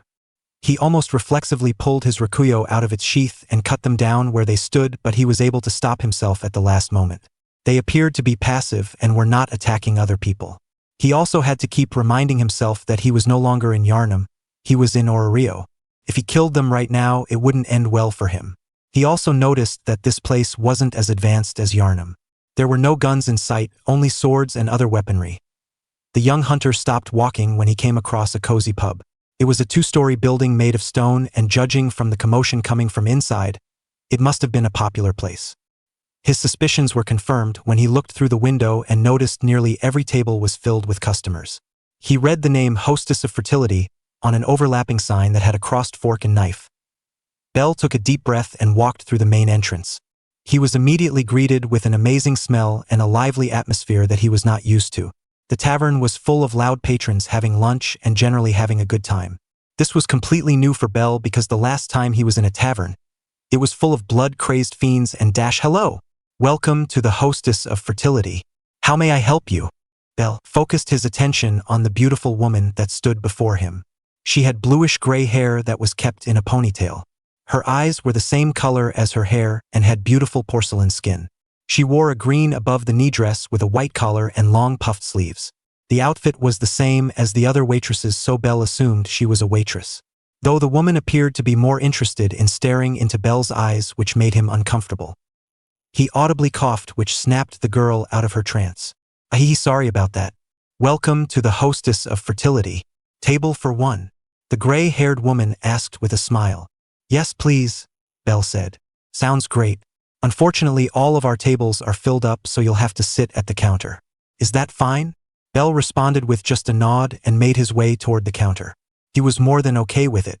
The conversation he had with Hermes was exhausting, and he needed to have some time by himself. As soon as he sat at the counter, a massive imposing figure made her way towards him and set out a menu in front of him.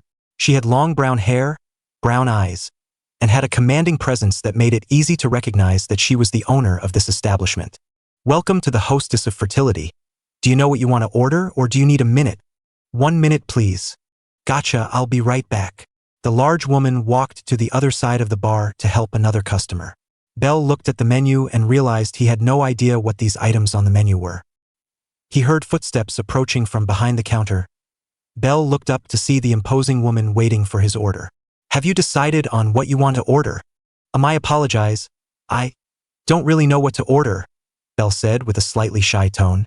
The lady held up a hand to her chin before pointing to a particular item on the menu. I recommend you try the spaghetti and meatballs. They are delicious. Then, I'll go with that. Excellent. Just sit tight and the food will be out in a little. May. 1 order of spaghetti and meatballs. 1 order of spaghetti and meatballs coming right up, Naya. Bell bowed his head in thanks and the lady walked to the other side of the counter. He was thankful for this because it gave him some time to think. Or more specifically, that's what he wanted to do, but he couldn't concentrate because he felt someone staring at his back. Back in the hunt, Bell always had to be on his toes and aware of his surroundings because if he didn't, he would be ambushed by a beast or hunter and have his throat ripped out. Because of this, Bell developed a sort of sixth sense that alerted him if someone was watching him. Bell tried to ignore it, but the piercing gaze was starting to feel overwhelming, so he turned around and locked eyes with the perpetrator. It was the girl that greeted him at the entrance. Upon realizing she was caught, the girl jumped back in surprise and Bell let out a sigh. Is there something you need? He asked in a tired voice. I'm sorry. I'm just curious because I have never seen you before. Are you new to Orario? The gray-haired woman asked. Yes, I just arrived about an hour ago. What gave it away? Well, I have never seen you around before, so there's that. This pub is quite popular among citizens and adventurers, so I have met a lot of people. If you lived in Orario, I would have met you sooner or later. Oh, you also have a unique accent that I have never heard before. I have an accent?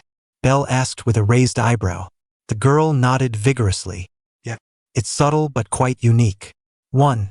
Now that Bell thought about it, she was kinda right. Throughout his journey in Yarnum, he talked to various people, though it wasn't that much, and was exposed to various accents. They influenced the way he talked, but no one influenced him as much as Eve, the person he interacted with the most. You're a sharp one, being able to discern that quickly. Hehe, you gotta be when you're interacting with patrons and adventurers these days. The girl said with a satisfied smile. Oh, I never introduced myself. My name is Seer Flova. Nice to meet you. Nice to meet you, Miss Flova. My name is Bell Cranel. Pleasure to make your acquaintance. Seer let out an audible pft. Please drop the formal speech, it makes me feel like royalty. Oh, and please just call me Seer, she said with a pleading tone. Very well. It is nice to meet you, Seer. Seer smiled, but before she could speak, Bell cut her off. Seer, as nice as it is to talk to you, do you mind if I have some time to myself? Plus you have customers you have to serve and don't have time to talk to someone like me. When Bell said this, Seer looked embarrassed and let out a forced laugh. Oh, aha, you're right. Gotta get back to work. I'll see you around. Bell watched as she walked to another waitress who had pointy ears. Bell turned his head back to the counter and rested his head on his left hand and let out a sigh of relief that he finally had some time to himself. His conversation with Seer was all right, but there was something about her that just set Bell on edge. Perhaps it was because of the paranoia he experienced in Yarnum, but he just couldn't help it. He decided to stop focusing on Seer and he shifted his focus. Bell started to drum the fingers of his gloved right hand against the wooden counter as he started to contemplate his next course of action.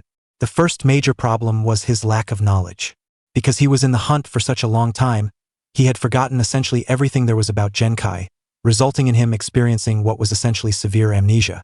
He will need to visit a library and refresh his memory on the history of Genkai, the culture of the other races, and many other things.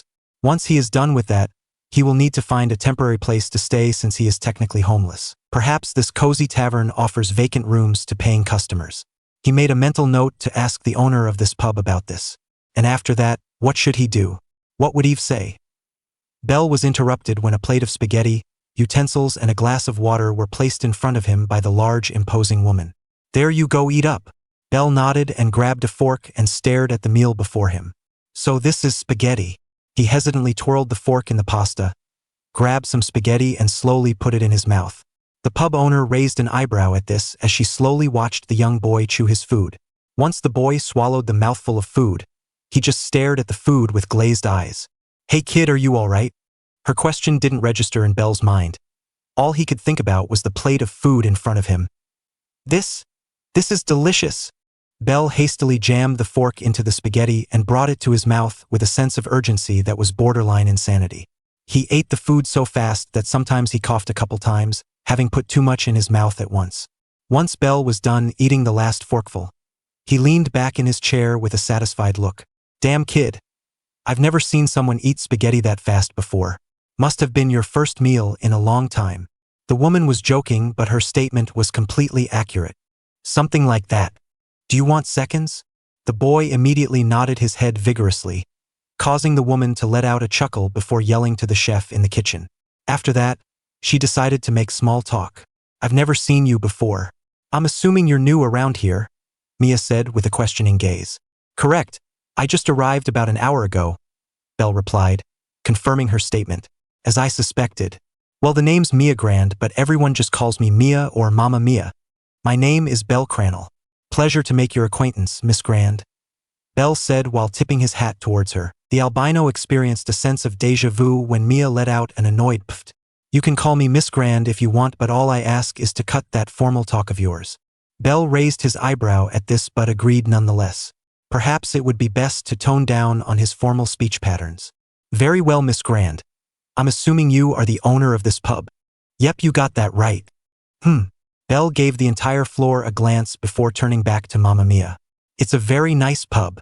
Thanks, it took a while to set up, but I've been the proud owner of this bar for over 15 years, Mia said with a look of pride. She then looked at Bell, her eyes wandering to his sword's sheath that rested on the left side of his hip before locking eyes with Bell. Did you come to Orario to become an adventurer? You look like you have some experience, she stated. You are correct, I've partaken in a few hunts. As for being an adventurer, Bell shrugged his shoulders. Not sure yet. Really? Mia said at Bell's unexpected statement. Having been the owner of the pub for a number of years, she encountered countless young adults that were enthusiastic about becoming an adventurer. In addition to that, although the young adults had the enthusiasm, they usually didn't have the skill to back that up. But not this boy. Being an experienced ex-adventurer and former captain of Orario's strongest familia, Mia excelled at estimating a person's skill set just by looking at them. Mia's intuition told her the boy, who had an appearance that reminded her of a rabbit, exuded skill and experience that trumped first-class adventurers. Mia shrugged her shoulders. Well, no need to rush. What do you plan on doing? Bell's hand rested under his chin, as if contemplating his answer. He decided to tell half of the truth, telling her he was heading to a library to refresh his memory on essentially everything there was about Genkai would be suspicious. I plan on heading to a library to just relax and read. I also need to find a place to stay. Oh, by the way, where's the nearest library? Bell asked. There's a public library in the main streets near the guild's building. Mia then gave Bell directions on how to get there. Oh, by the way, we offer vacant rooms to paying customers and give them free breakfast. Interested? Mia smoothly said, suggesting that she has said this to many customers. Yes, I did want to ask you that. How much would this get me? Bell asked, showing a good portion of the valise he had on hand. That should get you about 9 days. Still interested? Bell contemplated the offer. Although it was expensive, the pub gave off a comforting feeling. It was located in a good spot in Orario, and the food was really good. All right, you got a deal. Great. Mia grabbed the offered valise and handed him a key. Using an actual currency instead of blood echoes gave Bell a strange feeling. When was the last time he actually used money? Your room is upstairs at the far end of the hall. Oh, I almost forgot to mention, but we also have a washroom that customers can use. However, if I or any of the girls catch you peeking there, will be hell to pay. Understand? Mia said with a threatening voice and grim expression. Mia's overwhelming presence would have sent chills down an adventurer's spine, but Bell just looked at her with a perfect poker face. Understood. Then a cute voice with a cat people accent rang out, stating the order was ready. Mia then put the plate of food in front of Bell. Well, it was nice talking to you, but I gotta help other customers. Enjoy. Thank you, Bell said as he grabbed his fork.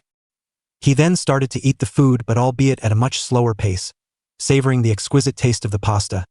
After finishing the meal, Bell let out a content sigh and put the money on the counter. That was delicious, my compliments to the chef. I'll be back by the evening. Gotcha. See you soon. Bell nodded his head and walked out of the pub and started to make his way towards the public library Mia had mentioned. Once he arrived and walked inside of the library, he grabbed many books that covered the various races of Genkai. He decided to focus on the races first because he was intrigued by them, considering there were so many and the beast folk appeared friendly. He learned a variety of things, the most prominent thing being that the people that didn't appear to be humans were called demi-humans, and there were various subtypes. The little people were called palums, the people with pointy ears were called elves, the dark-skinned women wearing provocative clothing were referred to as Amazons. The people that were taller than the palums but not as tall as humans were dwarves, and the beast folk had various subtypes such as cat people, boas, and even bunny people. The young hunter was so engrossed in reading that he didn't realize how much time had passed until a librarian told him they were closing. He looked out the window and realized night had fallen upon them. He thanked the librarian, put the books back where he found them, and made his way back to the hostess of fertility. The place was crowded as ever, but he could tell the pub attracted a different type of crowd at night, considering a majority of the people had weapons and looked like they could handle themselves in a fight. Bell didn't feel hungry, so he weaved his way through the various drunk patrons and walked up the steps to the second floor. Once he reached the end of the hall, he inserted the key Mia gave him into the lock and opened the door. It was a fairly modest room. There was a bed at the end of the room with a nightstand that had a crystal-powered lantern, a desk and chair on the left side of the room, and a small dresser on the right side. Bell locked the door behind him and placed his backpack next to the door, then walked to the right side of the bed. He laid his Rikuyo against the nightstand and then looked down at his clothes, which caused him to grimace that I should buy some clothes tomorrow. He took off his boots and draped his trench coat on the desk chair. He took off his hat, gloves, and bandana, placed them on his nightstand, climbed into bed, and hesitantly closed his eyes to fall asleep. Chapter 7. I am a failure. A complete, utter failure of a hero. I don't even have the right to call myself one. These were the thoughts plaguing my mind as I collapsed to the ground after burying Eileen the Crow, my second dear mentor. I'm sorry, Grandpa, I'm so sorry. As I apologized over and over, I tried to form a picture of my grandpa in my head, but like always, all that appeared was a general silhouette of a man. No face, no eyes, no skin tone, no hair, no clothes, nothing. Just a silhouette.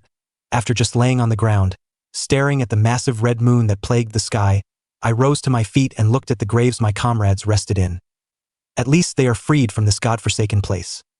As I stared at the makeshift gravestones I made for my deceased friends, a name rose into my consciousness. Gilbert. I have to bury Gilbert. Gilbert was the first person I encountered in Central Yarnum that didn't call me a fiend or wish death upon me.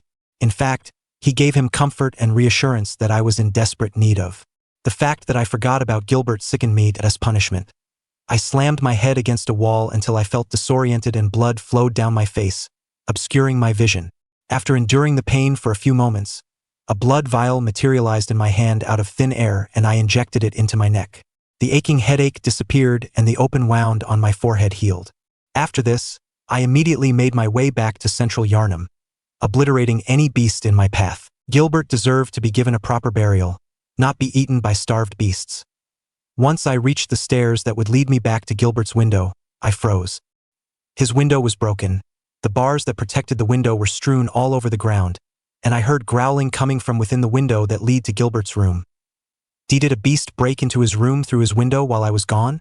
I was filled with fury at this.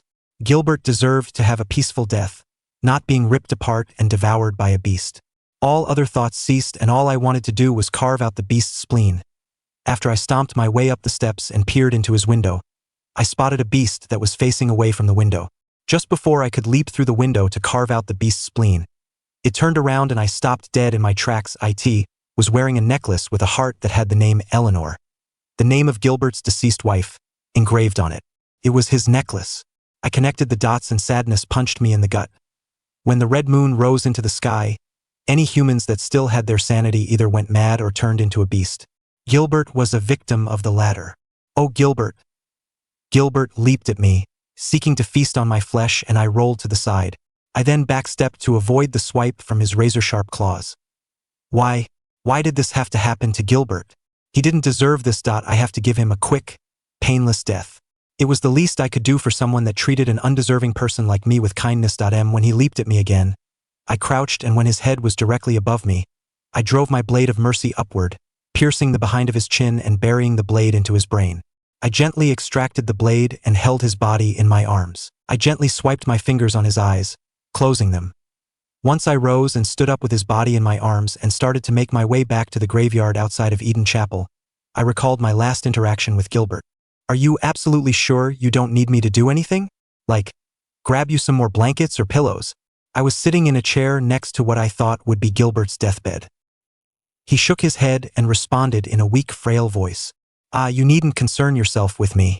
I'm afraid I'm of little help now. But before I take this, Gilbert reached for something underneath his bed and pulled out what appeared to be a weapon. It had a bulky canister that was attached to what appeared to be a long tube with a nozzle at the end. It's called the flame sprayer. Gilbert feebly held out a weapon for me to take. As the name implies, it sprays fire that was powered by quicksilver bullets, the same bullets he used for his firearm. Even after all the time I spent in Central Yarnum and the Cathedral Ward, I still didn't understand how these quicksilver bullets could power this flamethrower. I shook my head and held my hands out, refusing to grab the offered weapon. No, Gilbert-san, I can't possibly take away your only weapon. What would happen if a beast burst through your window and you had no weapon? You would be torn to shreds. Gilbert had a small smile on his face, and he continued to hold out the weapon to me. I made no use of it, but perhaps you could. Please take it. It is quite heavy and my arms aren't as strong as they used to be. I noticed that his arms were trembling as he held out the weapon to me. I hesitantly took the flame sprayer out of his hands and he let out a sigh of relief. He then looked at the massive structures that were across the Great Bridge. What inflicted me was incurable. But this town gave me hope. Their strange blood bought me time. I was most fortunate. Unharmed by the plague of beasts. I can even die human. Suppose that's a good thing. In a hellhole like this, you gotta enjoy the little things. Even if it's something as morbid as dying. Are you sure there isn't anything else I can do for you? No, good hunter. You have done all that you could have. I hesitantly nodded my head and made my way toward the window. Once I climbed out of the window, I looked at Gilbert one last time. Goodbye, Gilbert. Thanks for everything. No need to thank me, good hunter. I pray you find what you seek. I closed the window and continued my hunt. This nightmare is truly unforgiving. Gilbert wasn't even able to die as a human. Month 1, day 2. Bell's groggy eyes opened and he was greeted with a familiar ceiling. Out of all the things I could dream of, why did it have to be Gilbert? Bell continued to stare at the ceiling with a neutral expression. So escaping Yarnum really wasn't a dream.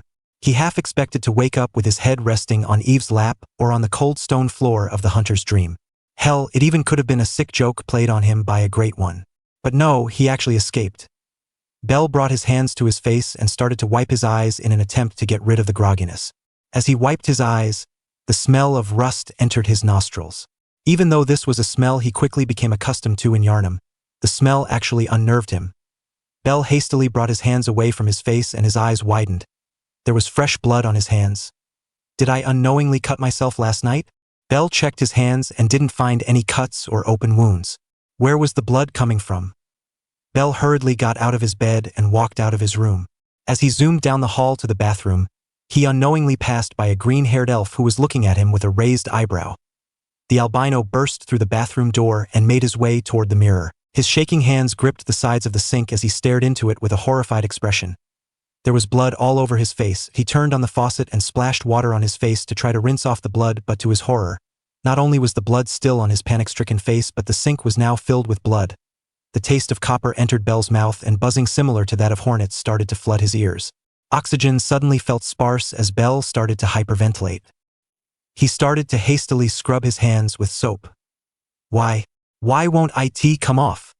Bell's frantic scrubbing continued. He heard a knock coming from the bathroom door. Are you all right?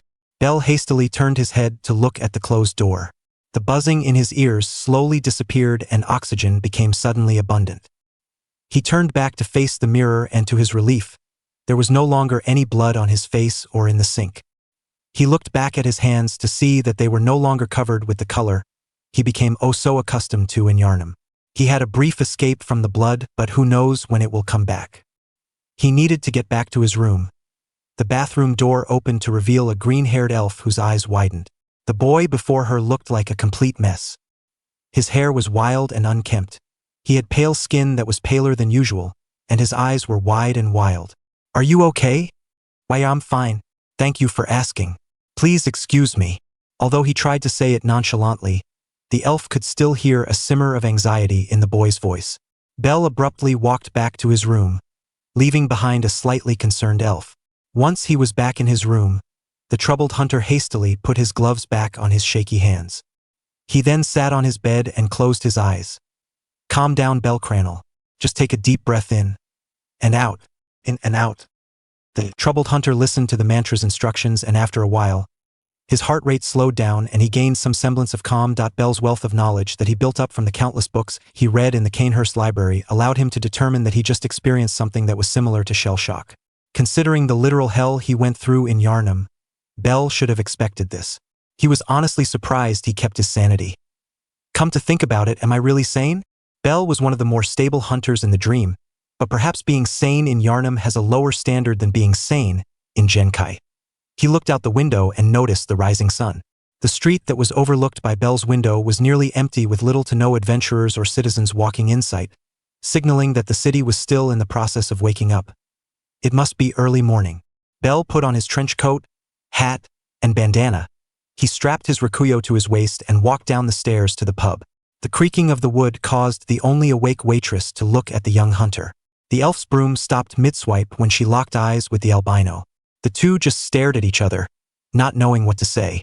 Their brief encounter made the situation too awkward. "Morning," the hunter said, not knowing if breaking the silence was the right thing to do. "Good morning," the elf replied after a couple of seconds. "May I order breakfast?" Although Bell wasn't hungry, he was eager to try the breakfast options. The food was just too good, and savoring the flavor of a good meal was a great substitute for the anxiety that was still lingering from his episode in the bathroom. Of course. The elven waitress walked behind the counter and set the menu in front of Bell, who was taking a seat at the counter. As Bell read the items on the menu, he wasn't surprised that he didn't recognize any of the menu choices. He decided to take a gamble and pointed at a random choice. "I would like to order this." "All right. I need one order of a sausage and egg muffin," the elf said to the chef in a neutral tone. Niga. "Someone is up already? Whether you like it or not, he's up," she said with a stoic tone before turning back to the young man who was looking down at the counter as if contemplating something. His head then rose to look at the elf. Now that he actually took the time to look at the elf, she was quite gorgeous. She had sky-blue eyes and beautiful skin that was as white as snow. The only thing that caused the young hunter to raise a metaphorical eyebrow was the barely noticeable strands of yellow hair, causing Bell to suspect that she dyed her hair. Although it was strange, Bell wasn't going to say anything about it. It wasn't his business if some circumstance in her life forced her to do that. After a couple of seconds of admiring her beauty, he spoke. I apologize for that display earlier in the bathroom," the albino said with hesitation. The green-haired elf was a little surprised by this. She honestly expected the young man to pretend that incident never even happened. "No need to apologize, we all have our demons," she said softly. She didn't plan on pushing for an answer, but she would be lying if she said she wasn't curious. The awkward atmosphere dissipated, which gave Bell the courage to force a smile on his face. "Let's start over. My name is Bell Cranel. It's a pleasure to make your acquaintance." That smile. It's fake. Although it was a well-practiced smile, the elf could tell it was fake. In fact, a majority of his mannerisms are well-practiced. What perhaps disturbed her the most were his eyes. The eyes can tell a lot about a person. They gleam when someone is happy, they glisten when someone is sad, and they sometimes even redden when someone experiences rage. But his eyes? They were just completely empty. This saddened the elf. The boy that stood before her couldn't be older than 14 years old. How can someone so young be so damaged? "Well met, Mr. Cranel. My name is Ryu Lion." "Nice to meet you," Ryu said, introducing herself. "Likewise, Miss Lion," Bell replied before looking around the room as if searching for something. Ryu was confused by this until Bell asked his next question. "What time is it?" Ryu pulled out her pocket watch and looked at the time. "It is 6 a.m. in the morning," Ryu said before putting her pocket watch back into one of the pockets of her uniform. "Thank you." Ryu nodded her head and turned around to grab the plate of food and a glass of water. She set the plate of food and glass of water in front of Bell, who was watching her like a hawk. Bell then began to inspect what Ryu called the sausage and egg muffin. It was similar to that of a sandwich. The hunter recalled that a sandwich was considered a meal where some food such as meat or cheese was put between two slices of bread. Between the two slices of bread was what appeared to be a slice of cheese and two circular pieces of food, one being that of some meat and a white/yellow substance that Bell could not identify. Was this what Ryu referred to as the egg? Ryu watched Bell with slight amusement as he inspected the muffin. It reminded her of a rabbit sniffing a carrot before eating it. After inspecting the muffin, Bell picked it up with both of his hands and took a bite, resulting in a subtle but pleased moan leaving his lips as he chewed the food. "It's that good, huh?" Ryu asked with a barely noticeable smirk. Bell looked back at her and nodded enthusiastically. "Yep, it's the second best thing I have ever eaten. Or, more accurately, the second thing I've eaten since arriving in Orario," Bell thought in amusement. Even if this was his second meal in Orario, it was still delicious. "I'll be sure to tell May that," She loves it when people compliment her cooking, the elf said. She was curious about the white-haired boy, so she decided to keep the conversation going. I've been told that you are reluctant to become an adventurer. May I ask why? Bell tilted his head to the side as he pondered the question. When I first made the decision to come to Orario, I did want to be an adventurer. However, something happened during my journey which has caused me to question if I really want to become one. Bell turned his head to look at Ryu. Why did you want to know? Bell asked with an inquisitive tone. My friend Seer, whom you have already met, was wondering, so I decided to ask for her. Did she now? Bell's eyes narrowed a fraction before returning to normal, something that Ryu noticed.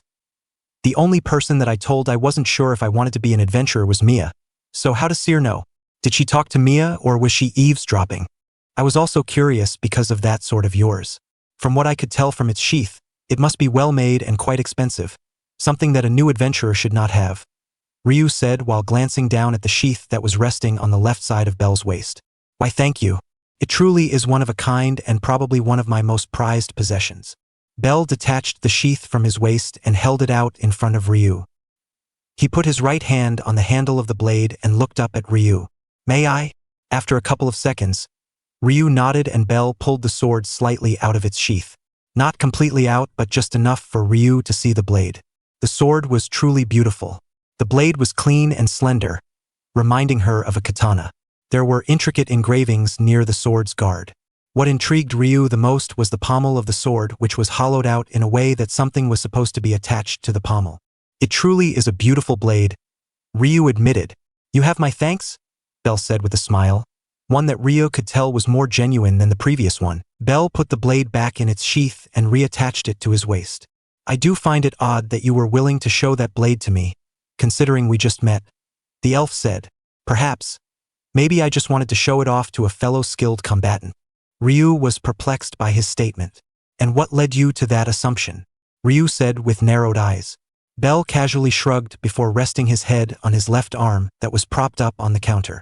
My intuition is telling me that you are someone that has seen combat before. You also walk like a seasoned warrior, always being on the lookout and on guard. Oh, there's also the knife that's strapped to your right forearm underneath your right sleeve. Although Ryu was caught off guard, she hid it well behind her stoic expression. How do you know? Last night when your friend Seer walked up to you, you were holding a tray of food with your entire right hand positioned under the center of the tray. Bell demonstrated and he held his right arm in the air with his hand bent back, having the palm of his hand face the ceiling of the pub. That caused the sleeve of your uniform to fall slightly, revealing just the tip of the handle of your blade, Bell said smoothly before taking another bite of the muffin. Ryu was speechless. She would have to be more careful around this boy because not only was he most likely skilled in combat, but he was also perceptive and observant. He was able to spot the exposed handle of her blade from across the room, and she recalled him looking at both her and Seer for just a second before returning his gaze to the counter. Well, that was a great breakfast, Bell said as he scooted his chair back and stood up. Please give my compliments to May. I hope you have a good rest of your day, Miss Lion. Bell didn't wait for her reply and just walked out the front door. Ryu continued to stare at the front door even after the white rabbit was long gone. She didn't really think much of Bell when she first laid her eyes on him last night, but after this morning and the incident in the bathroom, she began to understand why Seer found him intriguing. Chapter 8, Month 1 Day 2. Once Bell exited the Hostess of Fertility, he immediately began to walk toward the library he visited yesterday at a quick pace. Just like yesterday, he buried his face in various books in the library and picked up where he left off yesterday. He was able to memorize the various physical attributes of the races, but he wasn't able to research the various cultures each race had, so he decided to focus his attention on that. After spending a couple of hours in the library, he was able to store the information about the cultures of a majority of the beastfolk and the palums into his hippocampus. However, he decided to cut his study session short because he had various tasks he needed to do. He needed to buy a pocket watch, a map of Orario, and some clothes. However, that did not stop him from renting out a couple of books that covered the remaining cultures. After buying a pocket watch and a map from a vendor that sold miscellaneous items, he traveled north to the clothing shop district.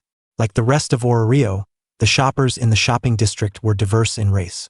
The shopping district had various shops and vendors that catered to the multiple races. The stores that sold clothes that covered the majority of the body attracted the elves, and the stores that sold revealing clothing attracted the Amazons.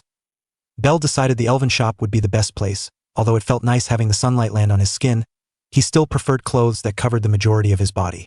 The incident in the bathroom was also still fresh in his mind. Although Bell was certain that it wouldn't happen as long as he wore gloves, he didn't want to take any risks. As he made his way toward the shop that catered to elves, his excellent hearing, which was sharpened because of the hunt, picked up various conversations ranging from goddesses talking about how they were going to spend the money their familia members made for them, which disgusted Bell immensely, a pair of women talking about what dresses they should buy, to even an Amazon complaining about her small breasts, which caused Bell to raise an eyebrow. He walked into the elven shop, the sounds of his steps catching the attention of the elven shoppers, who gave him a weird look, but he ignored them. After browsing some of the various sections, he found the clothes he wanted, which were various long-sleeve shirts, a brown jacket, pants, gloves, socks, and another pair of boots. Although he was able to buy the clothes, Bell could tell there was a subtle look of disdain on the elven shop owner's face. However, Bell didn't think much of it. He has dealt with much worse in Yharnam.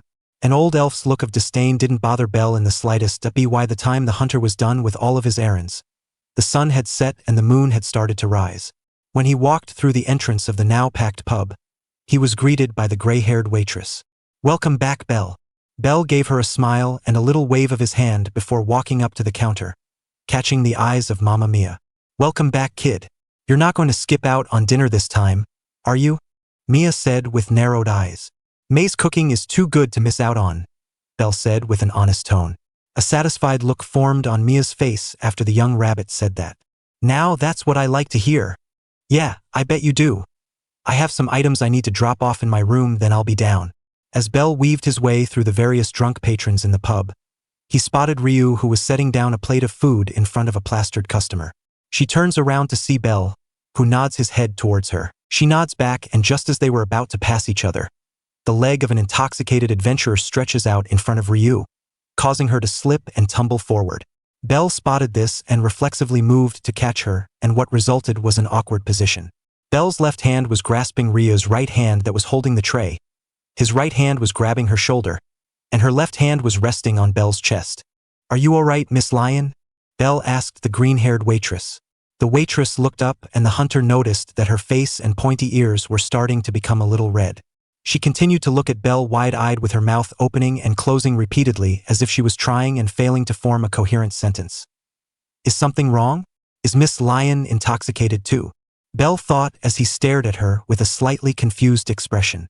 Bell knew the various symptoms one would experience while intoxicated, and one of the physical symptoms was a flushed face. No, Bell quickly dismissed that line of thinking. Although he had just met Ryu, he could tell she was a diligent worker that wouldn't do something incredibly irresponsible, such as becoming inebriated while working. Perhaps she is sick. Bell decides if worse comes to worst, he can run a medical diagnostic on her and determine if she is suffering from some kind of illness. The green-haired elf looked at the hand that was grasping her right hand, and upon seeing the gloved hand, she somewhat regained her composure. "Why, yes, I'm fine. Thank you," Ryu stammered out, still a little flustered at what just transpired. "You don't need to thank me," Bell said as he subtly pushed her until she was back on her 2 feet. The albino then left with "excuse me" and walked up the stairs. Once Bell made it back to his room, he dropped off everything he bought except a new change of clothes, and he walked to the washroom. After he took off his hunter's garb with ease, he stripped down to his boxers and the bath gloves he bought at the elven clothing shop. When he looked in the mirror, he was surprised. Back in the hunt, Bell suffered countless injuries, such as having his arms severed, 4th-degree burns from being burned alive, every bone in his body broken, to even having half of his face shattered during a fight. All of the severe injuries Bell experienced during the hunt should have covered his entire body with scars and damaged tissue, but that wasn't the case. He was quite surprised to see that his pale skin was practically spotless, with no blemishes, spots, or any scars. Bell deduced that it was most likely because of the blood vials. The blood vials' healing properties were incredible, being capable of healing torn muscle and repairing broken bones in a matter of seconds. He also noticed that his physique was well built for his age. Not to the point of a bodybuilder, but a good lean build that was the result of hard physical labor and adequate exercise. Bell stripped all the way down and stood underneath a shower. He let out a pleased sigh as he felt hot water land on his pale skin. He felt like he could stand under the showerhead for hours, but he didn't want to waste too much water. Miss Grand gave off the impression that she wasn't a wasteful person and would not appreciate him raking up her water bill. After washing his hair with shampoo and conditioner and scrubbing his entire body with soap, Bell never felt so refreshed in his entire life. Even though he was wearing gloves in the shower, washing his hair still felt nice and refreshing. Once he was done with his shower, he put on the clothes that he wanted to wear for the evening, which were a black long-sleeve shirt and tan pants with black socks, black boots, and leather gloves. Although the clothes felt foreign to him since the main outfits he wore during the hunt were the hunter's set and Canehurst armor, they were quite comfortable. He laid out his hunter's outfit on his bed, but before he left he strapped his rakuyo to his waist and grabbed a second pair of gloves. Although the peacefulness was refreshing, it still felt foreign to Bell and set him on edge. The only thing that quelled Bell's slight anxiety was having the weapon that was gifted to him by Lady Maria strapped to his waist. For all he knew, the beastfolk that roamed Orario could suddenly go feral and attack people. Although he knew some martial arts, he wasn't an expert and favored weapons over hand-to-hand combat. When he walked down the stairs, Mamma Mia did a double take. "Damn kid, you look so different without that trench coat and hat of yours. I almost didn't recognize you. I decided to change things up and wear something else. Good thing you did too. I don't want you scaring my customers." Bell tilted his head to the side and gave Mamma Mia a confused look. "What do you mean by that? I personally don't have a problem with your outfit, but to some people, it can give off an ominous vibe, especially with that bandana of yours." Mamma Mia noticed this the previous afternoon. Patrons that weren't adventurers would occasionally glance at Bell with an uneasy look, and when the White Rabbit occasionally glanced over the entire room, they would quickly avert their gaze. "I'll keep that in mind, thanks." "No problem, kid. Anyway, where are you going to sit?" "I'll sit over there." Mamma Mia followed Bell's gaze to a table that was sitting on the left corner of the room. The albino wanted to sit there because while sitting at the counter and talking to Miss Grand was surprisingly nice, he wanted to sit in an area that gave him a view of the entire room with no blind spots. He also needed a break from social interactions. He understood now that, because he was surrounded by people that haven't lost their minds, he would occasionally need to engage with them in conversations and social interactions. He mentally thanked Queen Annalise for the social skills she essentially drilled into his brain. Without them, his social skills would be abhorrent.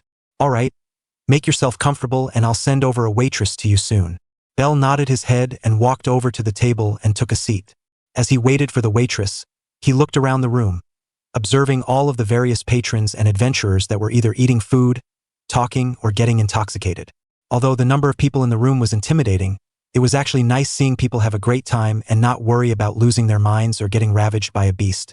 After a minute of waiting, he heard footsteps approaching him, and he turned his head to see a pretty woman with green eyes and black hair with a tail and cat ears of the same color. She had a cheeky grin on her face which put Bell on alert. "So you're the cutie that's renting out the guest room upstairs, Naya." Now Bell has been called many things during his hunt. He has been called Good Hunter, Fiend, Plebeian Rat, Outsider, Murderer, Monster, Psychopath, Vile Blood. But he hasn't been called cute before, especially by a pretty lady. Bell found himself momentarily speechless before regaining his composure. "I'm flattered by your compliment, and yes, you are correct, Miss Chloe Rollo," Chloe said with a giggle and flirtatious smile. "Bell Cranel, it's nice to meet you, Ms. Rollo." "Meow, call me Chloe. We're basically roommates, Naya. No need for formalities." "All right, Chloe." The cat girl before him held the notepad to her chest with both hands as she continued to stare at Bell with that unnerving grin of hers. Bell was starting to feel uncomfortable, so he spoke up. "May I order my food now?" "Naya? Oh right, what's ya order?" "Spaghetti and meatballs, please." "One order of spaghetti and meatballs coming right up." The cat girl thankfully walked toward the counter to tell May his order. He expected to wait a couple of minutes but was surprised to see Chloe already walking back to him with his order. He turned his head to look at the counter to see Miss Grand looking at him with a smirk on her face. "Here, meow go. One order of spaghetti and meatballs." "You have my thanks, Chloe." "Hehe. I can think of a way for you to repay me." The cheeky grin on the girl's face resurfaced and she started to lean towards Bell, who started to lean back with a tense countenance. Bell's left hand unconsciously hovered over the handle of his knife, but before anything bad could happen, a powerful voice boomed throughout the entire pub.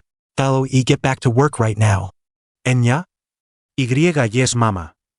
Once Chloe was out of his face and frantically scurrying back to work, Bell closed his eyes and let out a relieved sigh. He looked at Miss Grand and gave her a grateful nod.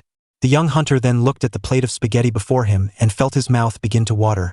Before grabbing the utensils and devouring the delicious ambrosia, Bell pulled out a spare set of gloves and set them out in front of the table. He let out a sigh in an attempt to alleviate his anxiety and closed his eyes. As calmly and proficiently as possible, Bell swiftly pulled the leather glove off of his left hand, put on another glove, and did the same for his right hand. After completing that anxiety-provoking task, Bell smiled as he grabbed a fork to feast on the delicious meal before him. By the time Bell was done consuming his meal, the last of the patrons were leaving the bar, signaling that the pub was minutes away from closing. He noticed that the waitresses were beginning to scrub the tables clean of leftover food and spilled drink from the more inebriated patrons and stack the chairs. He surveyed the room and noticed that Ryu was near a large table that was filthy and had more than 6 chairs that had to be stacked. The hunter walked over to Ryu, who did a double when she noticed Bell's presence. "Oh, you don't have to do that," Ryu said as she watched Bell stack up the chairs.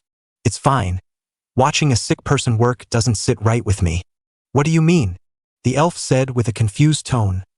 Bell raised an eyebrow at her. "When that intoxicated patron tripped you and I caught you, you started to blush in the face. Are you sick, dizzy, or even suffering from the flu?" Bell asked with concern. Ryu recalled the moment he was talking about and once again started to redden in the face, causing Bell to narrow his eyes. "Miss Lion, you should sit down and I can do the dash." "No, it's all right. I can't let a guest of the pub do my portion of the work and I am not sick."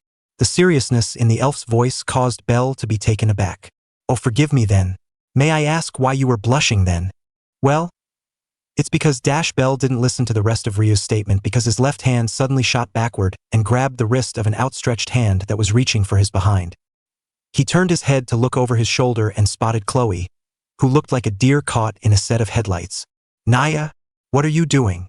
Bell's clearly forced calm tone caused Chloe to laugh nervously before a human walked up to her side with a disappointed look. She had clear skin, medium-length brown hair, and brown eyes. She was being a naughty cat. "Can you blame me, Lunwar? I mean, look at it. It's so gwh." Chloe let out a yelp of pain when she felt a hand slap the back of her head. She rubbed the back of her head and looked at the brown-haired girl with a superficial sad look, which the lady clearly was not buying. "Get back to work before Mamma Mia yells at you again." The mention of Mamma Mia caused Chloe to twitch before she wiggled her hand out of Bell's grasp and walked to another table. The brown-haired lady then looked at Bell with a regretful expression. "Sorry about my friend, she's kind of a pervert." Bell finished with an exasperated look. "Yeah, Shotokan to be more specific." Bell didn't know what that term meant but decided it would be best to keep it that way, and he spoke to reassure her and dissipate the slightly tense atmosphere. "It's fine, I've dealt with worse." The brown-haired girl smiled at this and introduced herself. "My name is Lunwar Faust and this." Lunwar dragged a woman with brown hair and eyes with cat ears and a tail of the same color into view. Ish Onyo Fromel. "Nice to meet Naya." Bell raised a metaphorical eyebrow at Anya's Naya. He thought it was a certain quirk that Chloe had, but Anya, who was also a cat person, also included Naya in her vocabulary. Come to think about it, didn't May the chef say Naya also? Does this mean all cat people say Naya? "Nice to meet you too. My name is Bell Cranel, though I'm certain you already knew that." Bell decided it would be best to leave out his pleasure to make your acquaintance, considering how many times people have disliked his formal talk. He realized his decision was an adequate one when they smiled at his statement. "You still gotta meet our main chef. May, get out here and meet our guest." After a couple of moments, the door leading to the kitchen opened to reveal another pretty cat woman with blonde short bobbed hair with blue eyes. She gazed at Bell with a satisfied countenance. "So you are the boy that thinks my food is delicious, Naya." A genuine smile appeared on Bell's face and he nodded in confirmation. "Correct. Eating your delicious food is one of the highlights of my day." "Meow, glad to hear it."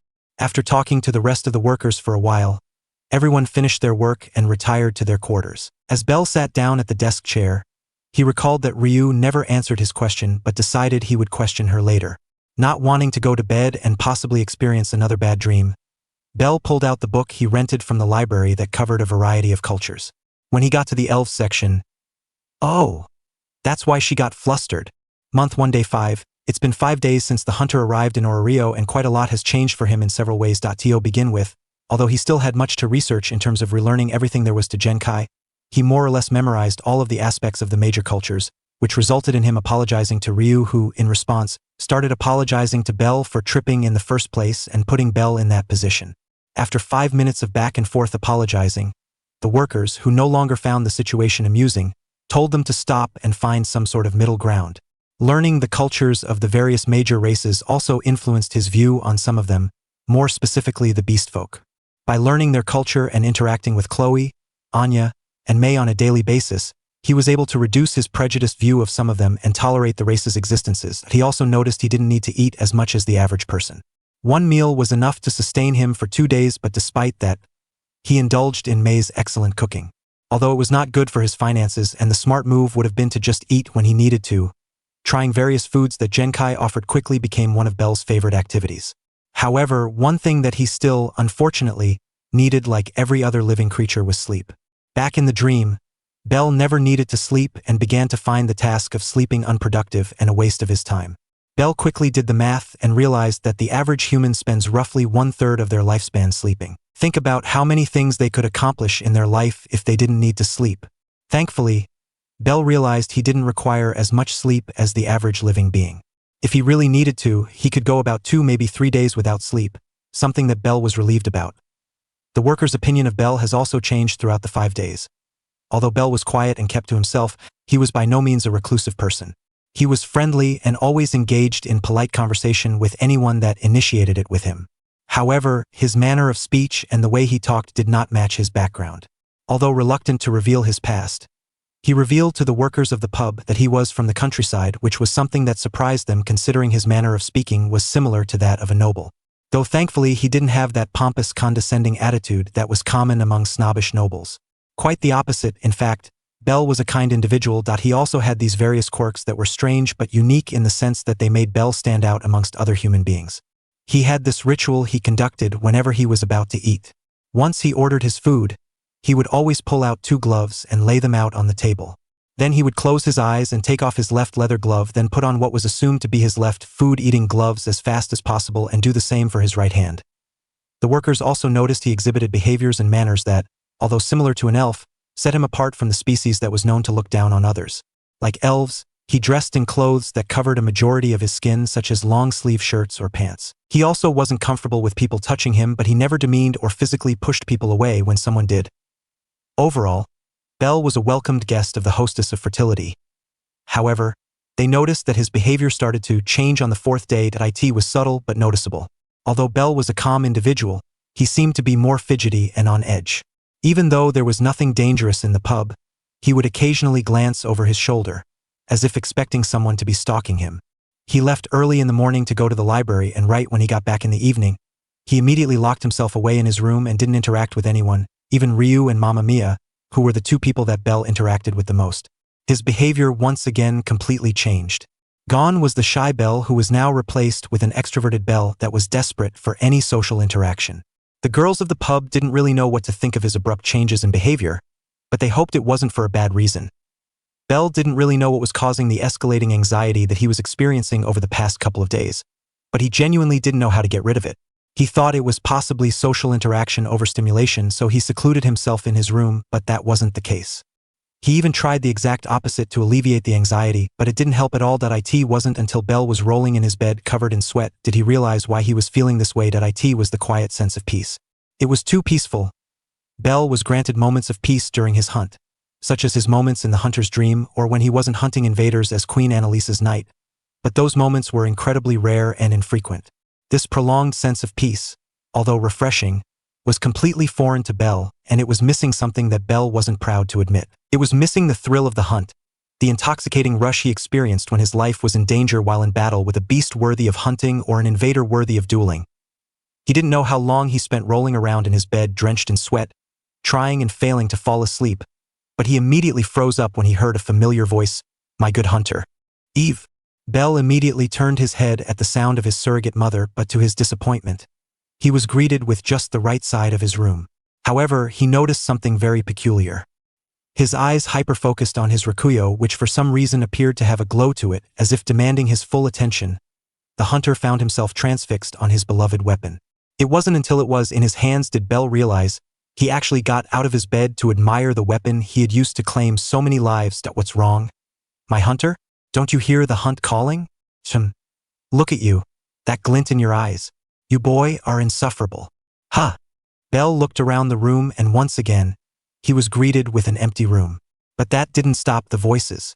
A cascade of voices flooded his eardrums with an intensity that caused Bell to kneel down in a crouching position with his hands over his ears.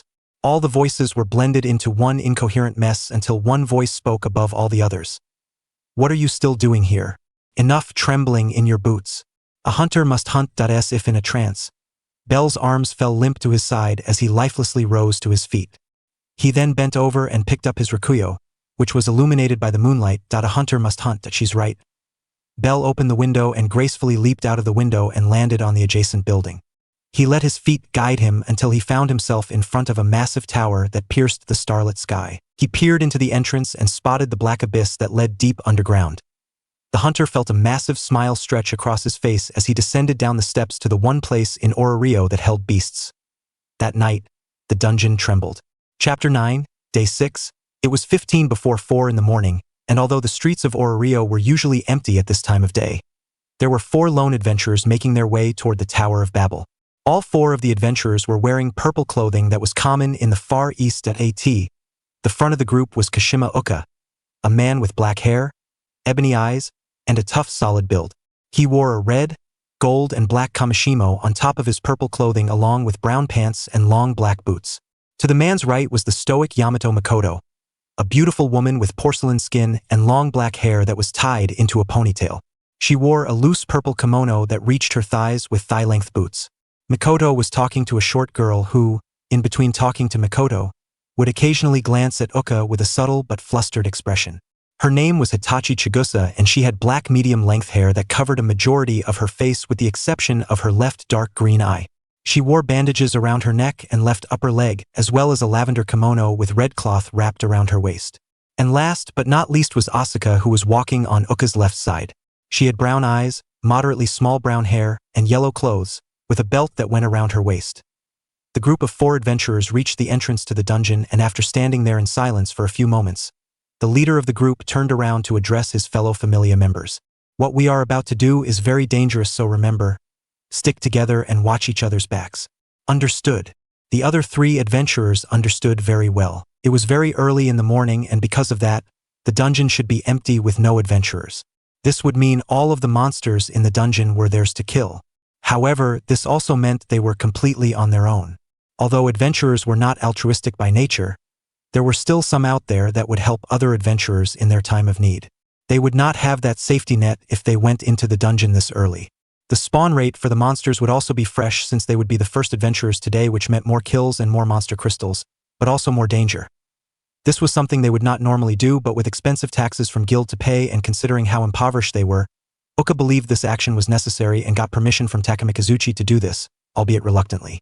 They promised him that the lowest floor they would go to was the 12th floor, the floor that separated the upper floors from the middle floors. When Uka was met with nods from the other familia members, he nodded back and they began to descend into the dungeon. Once they reached the first floor, they got into formation with Uka, their leader and most powerful adventurer at level 2, at the front.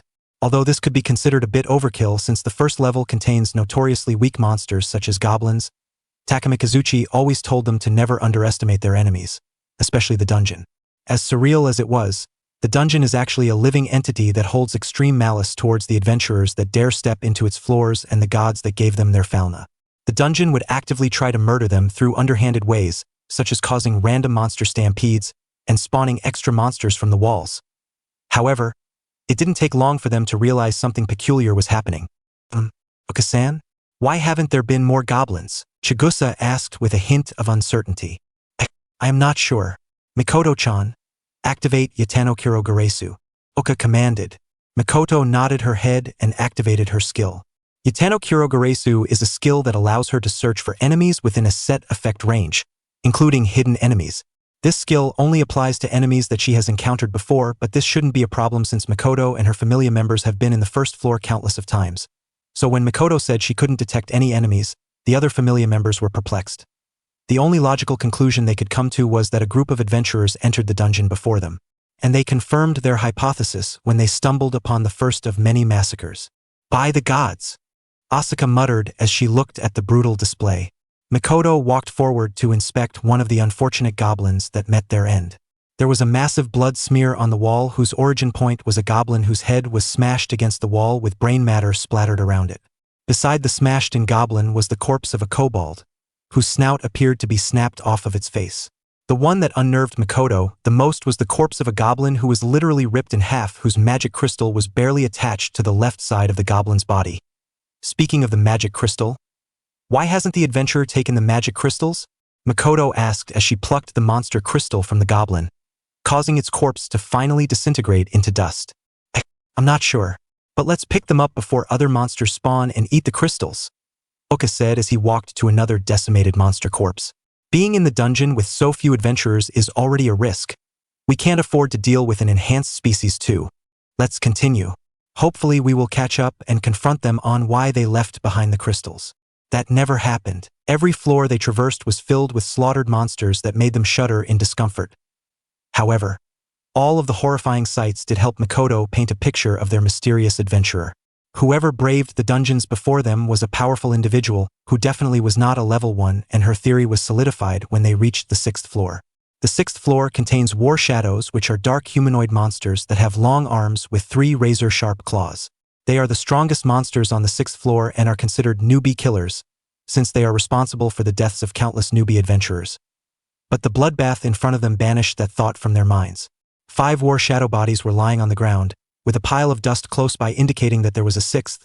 Just like with the goblins and kobolds they had seen before, all of the war shadows were seemingly dealt with a single decisive yet brutal blow, decapitated, having the head split vertically or smashed by blunt force, or being severed in 2 by the waist. This one-sided massacre was the deciding factor in Makoto's theory. Whoever dealt with these monsters is definitely higher than level 1, Makoto said as she stood up to address Uka. What makes you think that? No level 1 is capable of this, Makoto said as she pointed to the corpses of the war shadows. War shadows are considered newbie killers, and this adventurer took on 6 and obviously killed them all with relative ease. This adventurer must at least be level 2. Still, that doesn't explain why they would just leave the monster crystals, Oka said with irritation laced in his voice. Perhaps if we catch up to the person we can ask them, Chigusa said. Perhaps. Let's keep moving. The 4 adventurers continued descending the dungeon. Just like the previous floors, each floor was filled with disemboweled monsters. But none of the floors were as bad and gruesome as the 12th floor. There were corpses everywhere. Pieces of shredded imps were scattered all over, disfigured as though they were put through a meat grinder. Bad bats with broken wings were twitching on the ground, suffering from concussions or trying in vain to take flight with wings that weren't even attached to their bodies anymore. Orcs and silverbacks had their Achilles tendons severed and were either decapitated or gutted. Hard armoreds had their soft underbellies sliced. There was even a red-scaled, blue-eyed infant dragon that laid unmoving on the ground. There appeared to be 2 rocks smashed into its eyes, and its throat had a single deep gash on it, from which blood was still trickling down, adding more crimson to the wide pool around the corpse. And these were just the ones who still had their magic crystals inside them. The entire surface of the room was covered in ash, so much so that it was hard to see the short grass that grew on the floor. The scene in front of them was so brutal that they expected the high-leveled adventurer to be some kind of raging adventurer with the berserk skill, or some monster-killing loving psycho like Hazer. I feel nauseous. I think I'm gonna dash. Chigusa couldn't even finish her sentence because she hunched over and began to vomit out her breakfast. As Asuka held Chigusa's hair back as she yacked, Makoto surveyed the battlefield. She felt a chill run down her spine as she reflected on how gruesome the monsters' deaths were. Whenever she fought a monster, she would do everything she could to make the fight end as quickly as possible. Even if she felt absolutely no emotion towards the monsters that she slayed every day in the dungeon, she would never prolong their suffering unless necessary. Appears our mysterious adventurer has gone even deeper, Oka said while pointing to bloody footprints that led to the pitch-black tunnel that led to the 13th floor. Our trip ends here. Let's head back to the surface and turn in the monster crystals we collected. We should also report this to the guild.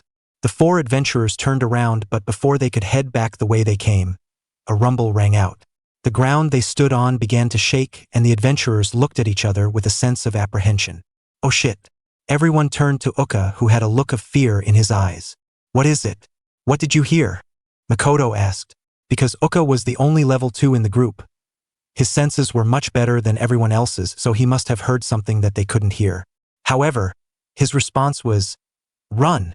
It's a monster stampede." Upon hearing Uka's words, the other 3 adventurers immediately began sprinting with all of their energy. Makoto turned her head towards the entrance to the 13th floor, and what she saw made her eyes nearly bulge out of their sockets. Monsters of various types were pouring out of the entrance to the 13th floor.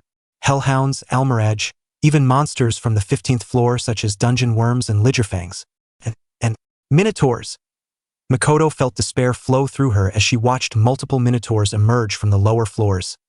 This doesn't make sense. Those monsters are from the 15th floor.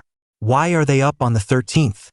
Makoto hyper-focused her attention to one of the minotaurs who just appeared to be watching them run, while its fellow monsters chased after them.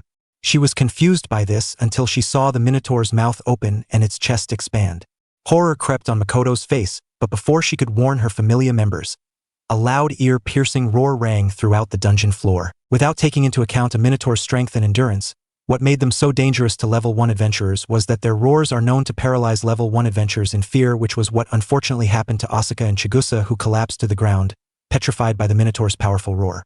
The only reason Makoto was still standing was through sheer willpower and the fact that she mentally prepared herself for the ear-piercing screech.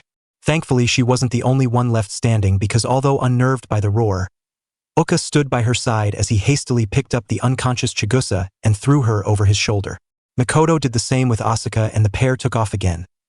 Unfortunately for them, another roar that Makoto was not prepared for rang out, and she found herself temporarily losing control of her limbs and collapsing to the ground. Makoto! Uka's hysterical cry fell on deaf ears as the only thing Makoto could focus on was the minotaur that stood over her with murderous intent. So this is how it ends. The minotaur raised its fist as Makoto threw her body over Asuka's unconscious form and waited for the inevitable. But it never happened. Instead, a red blur that not even Uka could track zoomed past the monsters and positioned itself behind the minotaur. Then, to Uka's and Makoto's shock, a human hand pierced through the minotaur's backside. The last thing the minotaur saw was a human hand grasping its crystal.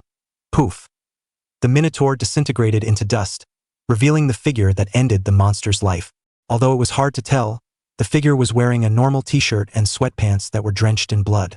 In fact, every single part of the figure, ranging from their hair to their feet, was covered in crimson. In the person's offhand was a massive sword-knife hybrid, a weapon that Uka and Makoto had never seen before, and in their right hand was the minotaur's crystal. However, that was not what their focus was on. It was on the murderous intent. The figure's overwhelmingly bloodthirsty aura completely dwarfed the minotaur's, so much so to the point that Makoto found herself petrified by the figure. She felt like if she moved at all, she would be the figure's next victim. Uka wasn't doing any better. He desperately wanted to get Makoto and Asuka away from that figure, but to his frustration he remained rooted in place. However, the murderous aura quickly disappeared and was soon redirected toward the rest of the monsters. As the figure crushed the crystal within its right hand, he softly spoke one word. Run. Immediately after saying that one word, the figure detached the knife from his sword and descended upon the monster horde with breakneck speed. The slaughter Uka and Makoto witnessed was simultaneously horrifying and beautiful. The figure's skill with his blade and overall efficiency was breathtaking. Not a single movement was wasted, and every single movement they made had purpose.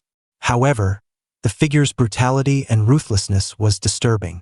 Uka was the first to snap out of his fixated trance, and he ran up to Makoto and shook her. Makoto, we gotta go. Now! But shouldn't we help him? Leaving him behind would be dishonorable. Forgot about honor. We need to get Chigusa and Asuka out of here.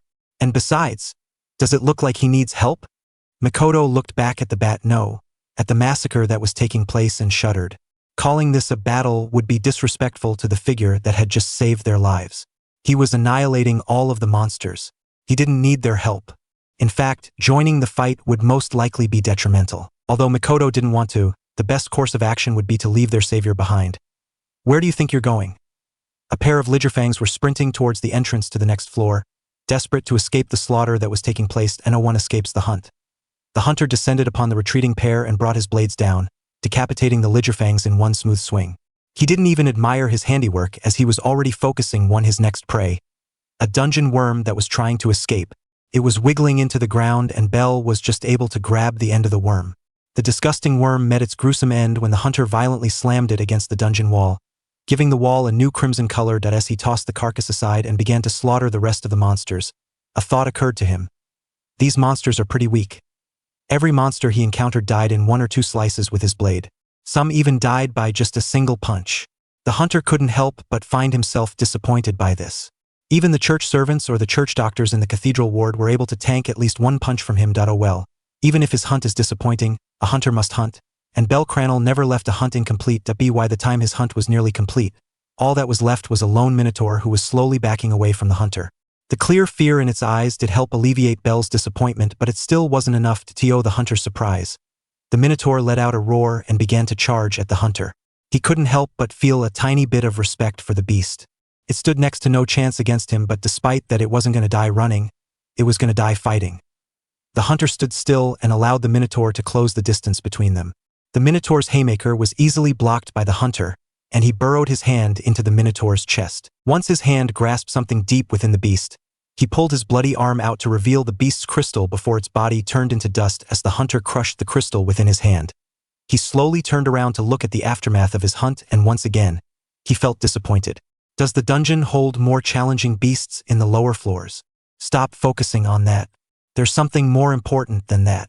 Bell walked past the mangled bodies of beasts and focused his attention on 4 distinct sets of footprints from the adventurers he encountered in an effort to make the hunt more challenging. Bell wanted all of the beasts from various floors to congregate into a single area, so he caused a stampede, and because of that, 4 innocent adventurers almost lost their lives today. The least he could do was track them and make sure they get out of the dungeon safely. Bell followed the frantic footprints until he spotted the 2 adventurers carrying their comrades. From the looks of it, they seemed to be unhurt, so Bell kept his distance and watched them as they made their way up the dungeon floors. Thankfully, because of his hunt, they encountered only a couple of beasts that spawned from the dungeon walls. Bell recognized they were near the surface when he noticed they ran past the bodies of those goblins and dog-headed beasts. If his memory serves him right, those were the first beasts he encountered in the dungeon, and he was right, since it didn't take long for them to reach the entrance to the dungeon, and what waited outside the entrance of the dungeon made Bell's blood boil. It was a god. Bell gritted his teeth and he clenched his hands in anger. What was this god here to do? Chastise his pawns for failing him? Scold them for retreating with their tails between their legs? Or even dash, glad to see you made it out safely, and… Oh my goodness! What happened? Huh. Bell, who was shocked at what he just heard, stopped his rambling and slowly turned his gaze back to the god, who was frantically checking over the 2 unconscious adventurers. We ran into some trouble in the dungeon, Oka said as he gently laid Chigusa on the ground. But we were still able to collect a good amount of monster crystals. Forget the crystals. The god wiped the tears that were building up in his eyes and gave the 2 conscious adventurers a warm smile. I'm just glad you 4 are safe. As the 2 adventurers conversed with their god, Bell was finding it hard to process the current situation. The god wasn't scolding his children for failing him. In fact, he was worried for them, frantically checking each and every one of them for any injuries. The god then hugged the male adventurer and the girl who Bell believes her name was Mikoto. Did this god actually care for them? No, I can't watch this facade any longer. Bell became a red blur and leapt onto the roof of a nearby building and starting to make his way back to the hostess of fertility, all the while having that strangely touching moment replay in his mind, over and over again.